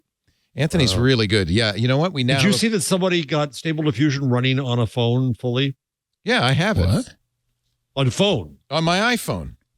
On your phone? Wow. Yeah, I've had it for some time. Offline. Wow. Yeah. I thought you had it on a computer. No. Wow. Well, I have it on a computer too, but I also have it on the phone. And the reason you can do that is because the models aren't that big. And the iPhone has a neural processing unit. I mean, you forget how powerful these things are in our pocket. Yeah. Right? What was it called? I have to remember what it was called. It would probably be in my pictures. My pictures thing, but where is that? Not productivity, that's for sure. The opposite of productivity. Maybe it's in photos. Oh yeah, it is. Draw things. It's called. It's so. Oh nope. Yep. So this is a paper cut Christmas card I drew with Draw Things. If you've used Stable Diffusion, you'll recognize the interface. That's the Stable Diffusion interface. Yeah. And you can add different where is it? Here it is. You can add different models. So it has a lot of the Stable Diffusion models versions, but it also has Cyberpunk and Tron, and there's an Open Journey style, Elden Ring style. So these are just the models. Now they're fairly big. You wouldn't add a whole bunch of them. Let me add Elden Ring. Oh no, I think I already have that. Need to download the selected model over the network. Proceed. And it is, as they all are, 1.6 gigs. But that model is now on the phone. And the phone actually works pretty fast, almost as fast as it would on a GPU-based system. Wow. Yeah. It's impressive. Draw Things, it's called. It's free. It's a Stable Diffusion for the iPhone. That's been out for a while. All right. Picks of the week. Picks. Now, Jason, you don't have to do a pick. You were a last minute. I have one in there. All right. Yeah. What is it? Well, I just thought I would kind of throw a bone for the app Artifact. I don't know if that's been talked about much. Only peripherally, and I'm actually glad you brought it up. I've been meaning to. This is by Kevin Systrom, the guy who started Instagram and his partner. Yeah. And I think it was just like a couple of weeks ago that they really opened it up and allowed everybody to kind of get in and start using it. We talked about it a little bit on All About Android last night, and I think the general comparison or consensus by us on the panel last night was that it's hard to tell right now what is different between Artifact, which is like they're billing it as like an AI-driven social news aggregator, right? Like, here are the news items that are happening right now that you would like or you would be interested in. And it's hard for me to really tell the differences between what Artifact is doing and what something like Google News is doing, because I use the Google News app on Android quite a bit. And Google, of course, is making the same determinations on the back end as far as what news it thinks. Whoa, what's that? My friend Bill Gross. I was just about to share this to you. Well, it's Billionaire. That's different Bill Gross. Oh, okay. And it's the New York Post. But I will show you the disadvantage to this. When I share it to somebody else, send it to my mom, she's going to really want it. Oh, and it's wrapped. It's a link to not New York Post, but artifact.news. Right. And that's it's the same thing Apple News does this. Google does not. Google News does not. I don't believe so. No, it shares the actual article. And so I think that's kind of a negative on this, to be honest. You got to drive those users, right? Yeah. You get some stats after you've read a number of articles. They actually, it's kind of gamified a little bit. Like, if you go there, you've got 37 reads. I think once you get to like 50 reads, then it gives you kind of like a thumbs up and says, hey, you've trained our system. We know you better. And we'll start, giving you more appropriate or accurate stories. But you can kind of see, what are the topics that I follow closely? What are the publications that I tend to read most? Things like that. So, but it's still like, you can also follow friends. I'm going to follow Renee. Oh, wait a minute. Is it following or is it just inviting? I think it's just inviting them to use it. So I'm on a 2-day streak. I have 37 reads. Yeah. So they've gamified it. A little bit. Yeah. It supposedly gets smarter as you read. Yeah. It's one of those things like TikTok. You want to be really careful about what you open. Right. Be really sure. Yeah, because certainly they're tracking your scrolls and how long you pause on a certain thing and click into and I don't know. I've always felt like Google News has done a really good job of giving me. Oh, you put up the wrong link. Oh, did I? This you is can another catalog, identify, and assess all of your art and collectibles in one place. Well, don't you have a lot of art, Jeff? Oh, shoot, I did. Yeah. Oh, I linked Look to at the all wrong these. one. Look at all of that. Yeah, you're right. You're right. Here, instead, artifact.news. That's like their That's site. That's why I was That's the confused. I was website. like, this doesn't look like a feed at all. Yeah, no, What- sorry. I did that last minute before coming in here. So artifact.news, if you want to go and check it out. There's no like wait list or anything. You can just There download was, it. and There they've now was. opened it up. Now Yeah, they've yeah. opened it up, but worth checking out. I think for me, the jury's still out as far as Google News is so ingrained in my usage that I just use that all the time. So will I start to use Artifact? I don't know. At this point, I don't know why I would, but I'm gonna give it the shot. So yeah. I agree. Artifact.news. It's certainly worth paying attention to. Yeah. Especially because of its lineage. Jeff Jarvis, a numero of the week. I do anything, make fun of myself for the purposes of the show. I try to put myself out there. So I've been watching with mixed views the teenage look filter on TikTok. Yeah, I did it. It didn't make me look younger. Did it make you look That's younger? the same thing here. I did. I was really put up- bummed. I made a TikTok with it. Hey, AI can only do so much, apparently. Well, exactly. I've been seeing all these people on TikTok looking young. And then I thought, well, I'd try this. So that's mine. Let me see yours here. This is Jeff looking younger? Supposedly. No. No. Which one's the younger? Which? Which one's the younger? Yeah. Which one? Okay. Mine was worse I guess than that. maybe the top one. Mine was worse than that. The top one I is a was little so softer. disappointed. So disappointed. Let me see if I can get it to work here. So in order to do this, you have to swipe into your TikTok Plus pictures, and I'm going to do a filter, and I'm going to do the younger filter. Where do they stick that one? Is it portrait? I came to it by Googling Original, going the sunny, vitality, warmth, vlog, dim, peach, pink, youth. Look how much younger I look than I did. It's the Ute. It doesn't look any different. Turn it on. No. Turn it off. Turn it on. Turn it off. It doesn't change a thing. And I have it Is it set on or at off now? 100%. It's just But darker. filters can only Ed do so probably much. looks like a dashing, high Yeah, school it makes him football look player. younger. It makes me look the same age. That's as Jason, young what as about it you? gets. Oh, You want to try it? Here. You be my guest. See if it does anything. What is it? It's effects, so- and then Yeah. That's off. Okay. Is it even doing anything? Maybe I'm not doing it right. is it under about effects? the- I don't even know where to look. Yeah, it's in the filters. Let me see though. Jeff has also posted his glamour look, and that That's a controversial one right now. Is everybody's using the glamour one? Yeah, it's kind of that one made you look younger. You look beautiful.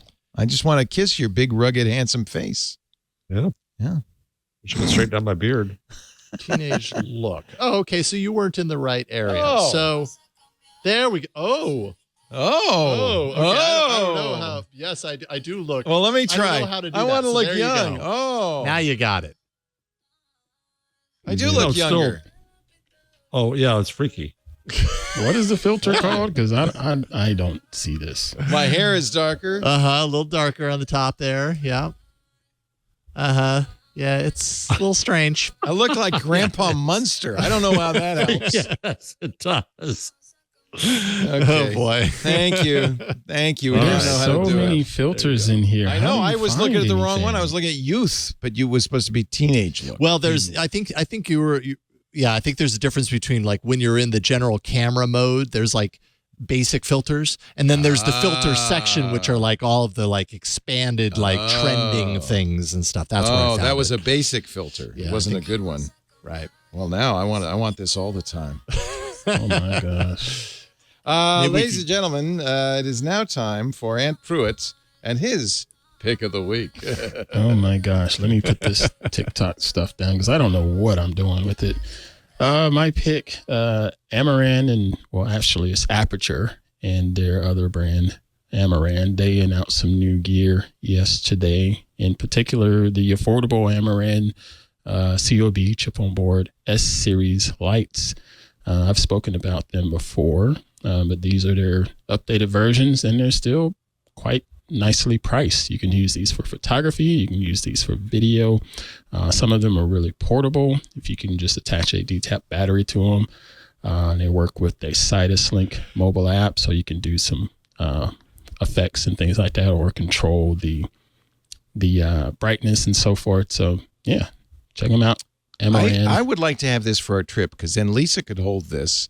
I would use my my Osmo 6 and the selfie stick, and people would think I'm an influencer. Maybe we'd get free dinners. That's exactly what they would say. Let you in. I bet he's on TikTok. Especially if I use the teenage filter. Yeah. He's the young him. COB lights, S lights, S series from APUTURE.com. You have a book too, though, right? Aperture. Yeah, and then my last pick is called How Y'all Doing? By Leslie Jordan. I listened to the audiobook and I really enjoyed this book. He talks about his struggles. He's a comedian. He died recently. Had a car accident down in LA. Oh no. But he's a comedian. He's from I want to say the Nashville area, and he's so Southern. Let me play a little bit of the sound here. So excited to be playing Beverly again. Oh, he sounds like Truman Capote a little bit. Oh yeah, very. Yes. Yeah. And he is. I love listening to a part where he's always talking about it's just awful. It was just awful. I'm downloading that Southern this. accent. I can't wait. This sounds great. Gets me every time. He's so funny. But again, he talks about his battles with alcoholism. He talks about his battles of being in the South and gay and the stuff that he had to deal with growing up back in the long but time ago. But he became famous on Insta, right? On Instagram is when he blew up.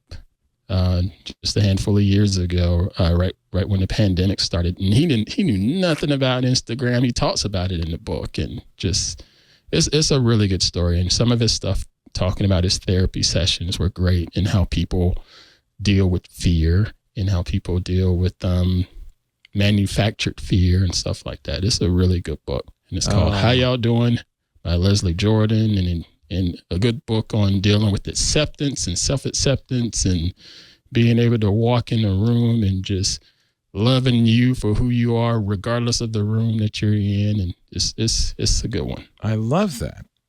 I'm putting it on my list. It's so funny. I love his voice too. He was on Will and Grace too years ago, if you ever saw that show. Okay. Misadventures and mischief from a life well lived. And yeah, this is one you want to listen to. Yeah, you really want listen to to hear his voice. Yeah, extra personality comes through that way. Thank you, Ant. Good recommendations. And thank you all for joining us. And thank you for filling in for Stacy. Yeah, my pleasure. I hope she feels fun and better. Producing at the same time. He's an amazing fella. Added a lot to the show, I thought, too. So yes, really appreciate you coming always in doing the show. Yeah, you bet. I told him you don't have to work today. He said I'm working. What I said was like, we're doing a show. It's kind of not work. I'm here. We're doing a show. Like, yeah, you're right. It isn't work. We're talking. We shouldn't call this work. It's too much fun. Yes, exactly. You'll catch Jason on All About Android every Tuesday night, and tomorrow on Tech News Weekly. Maybe get Mike McHugh on. That'd be interesting. Yeah, I'll look into it once we're done Mastodon. Nice guy. Very nice guy. Yeah. Yeah. Do you happen to have his contact? I have his Mastodon. He just I'll ping him. He tutored us. I'll ping him. I hung out with him not too long ago here in the bay on his boat. Knows this guy. He knows who we are. Yeah, yeah. Cool. Yeah. On his boat? On his sailboat. Oh, Oh, that guy. Okay. Mm-hmm. Yeah, I remember hearing the story of the sailboat. Yes, I will reach out to him and see about tomorrow for TNW. Very nice. Yeah, thank you. We will see you then. Thank you to Mr. Jeff Jarvis. Should I read it all? I'll do it. What the hell? Don't bother. He's the Leonard Tao Professor for Journalistic Innovation. We got the singers. They're standing by. They're there. I kept They've them been for the whole staring at us show. for 3 hours. At the Craig Newmark. That's it. Talking about not having a job. Graduate School of Journalism at the City University of New York City. Thank you, Jeff. We appreciate you being here. And, of course, Aunt Pruitt. Catch him on Hands-On Photography. And wherever he is, Joy follows. He comes in on Sundays. We're going to see a little bit more Aunt on Sunday as it's going to be fun to watch Micah try to help you understand how the Macintosh works. It's all new. It's all different. Then we're going to have to get you deprogrammed. Jeez. A little Mac hand holder.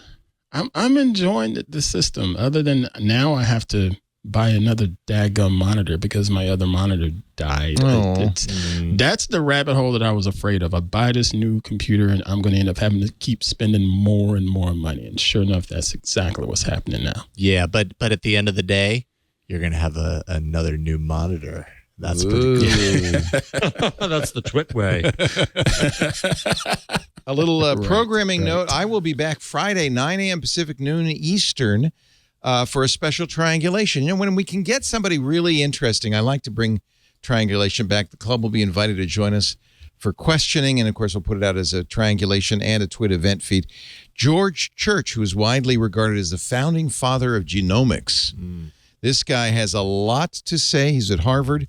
Robert Winthrop, professor of genetics at Harvard Medical School, professor of health sciences and technology at Harvard University and MIT, founding member of the Weiss Institute for Biologically Inspired Engineering at Harvard. How about that? He's a serial startup guy, serial entrepreneur, but I'm very interested in what he thinks about the future of biotech and particularly of genomics. The father of genomics joins us Friday for a special triangulation. 9 a.m. Pacific. Get up early. I will. And we look forward to talking to him. He's also a member of the Bulletin of Atomic Scientists, the one that sets the clock, the hands on the clock. And it's, by the way, the clock is closer to midnight than it's ever been. Yeah. Oh, that's fascinating. So that'll be an interesting conversation. Yes. We thank you all for joining us. We do Twig on Wednesdays, 2 p.m. Pacific, 5 p.m. Eastern, 2200 UTC. You can watch us do it live if you want to get the first edition at live.twit.tv. If you're watching live, join us in the chat room. The IRC is open to all. You don't even need an IRC client. Just go to irc.twit.tv. We also have, of course, that fun Discord now with AI. And if you're in the club, everybody's putting up their AI creations. That's pretty funny. Is that me? As Frida Kahlo. Yeah, okay. I like it. I like it. If you're in the Discord, you can join us there too. We have a conversation going throughout the show. After the fact, on-demand versions of the show available to all, ad-supported at twit.tv/twig. There's a YouTube channel, also ad-supported, dedicated to This Week in Google. And, of course, you can subscribe in your favorite podcast client and get it automatically the minute we're done. Fun show today, everybody. Thank you for being here. We'll see you next time on This Week in Google. Bye-bye. Bye-bye. Hey, I know you're super busy, so I won't keep you long, but I wanted to tell you about a show here on the Twit network called Tech News Weekly. You are a busy person, and during your week, you may want to learn about all the tech news that's fit to, well, say, not print, here on Twit. It's Tech News Weekly. Me, Micah Sargent, my co-host, Jason Howell. We talk to and about the people making and breaking the tech news, and we love the opportunity to get to share those stories with you and let the people who wrote them or broke them share them as well. So I hope you check it out every Thursday right here on Twit.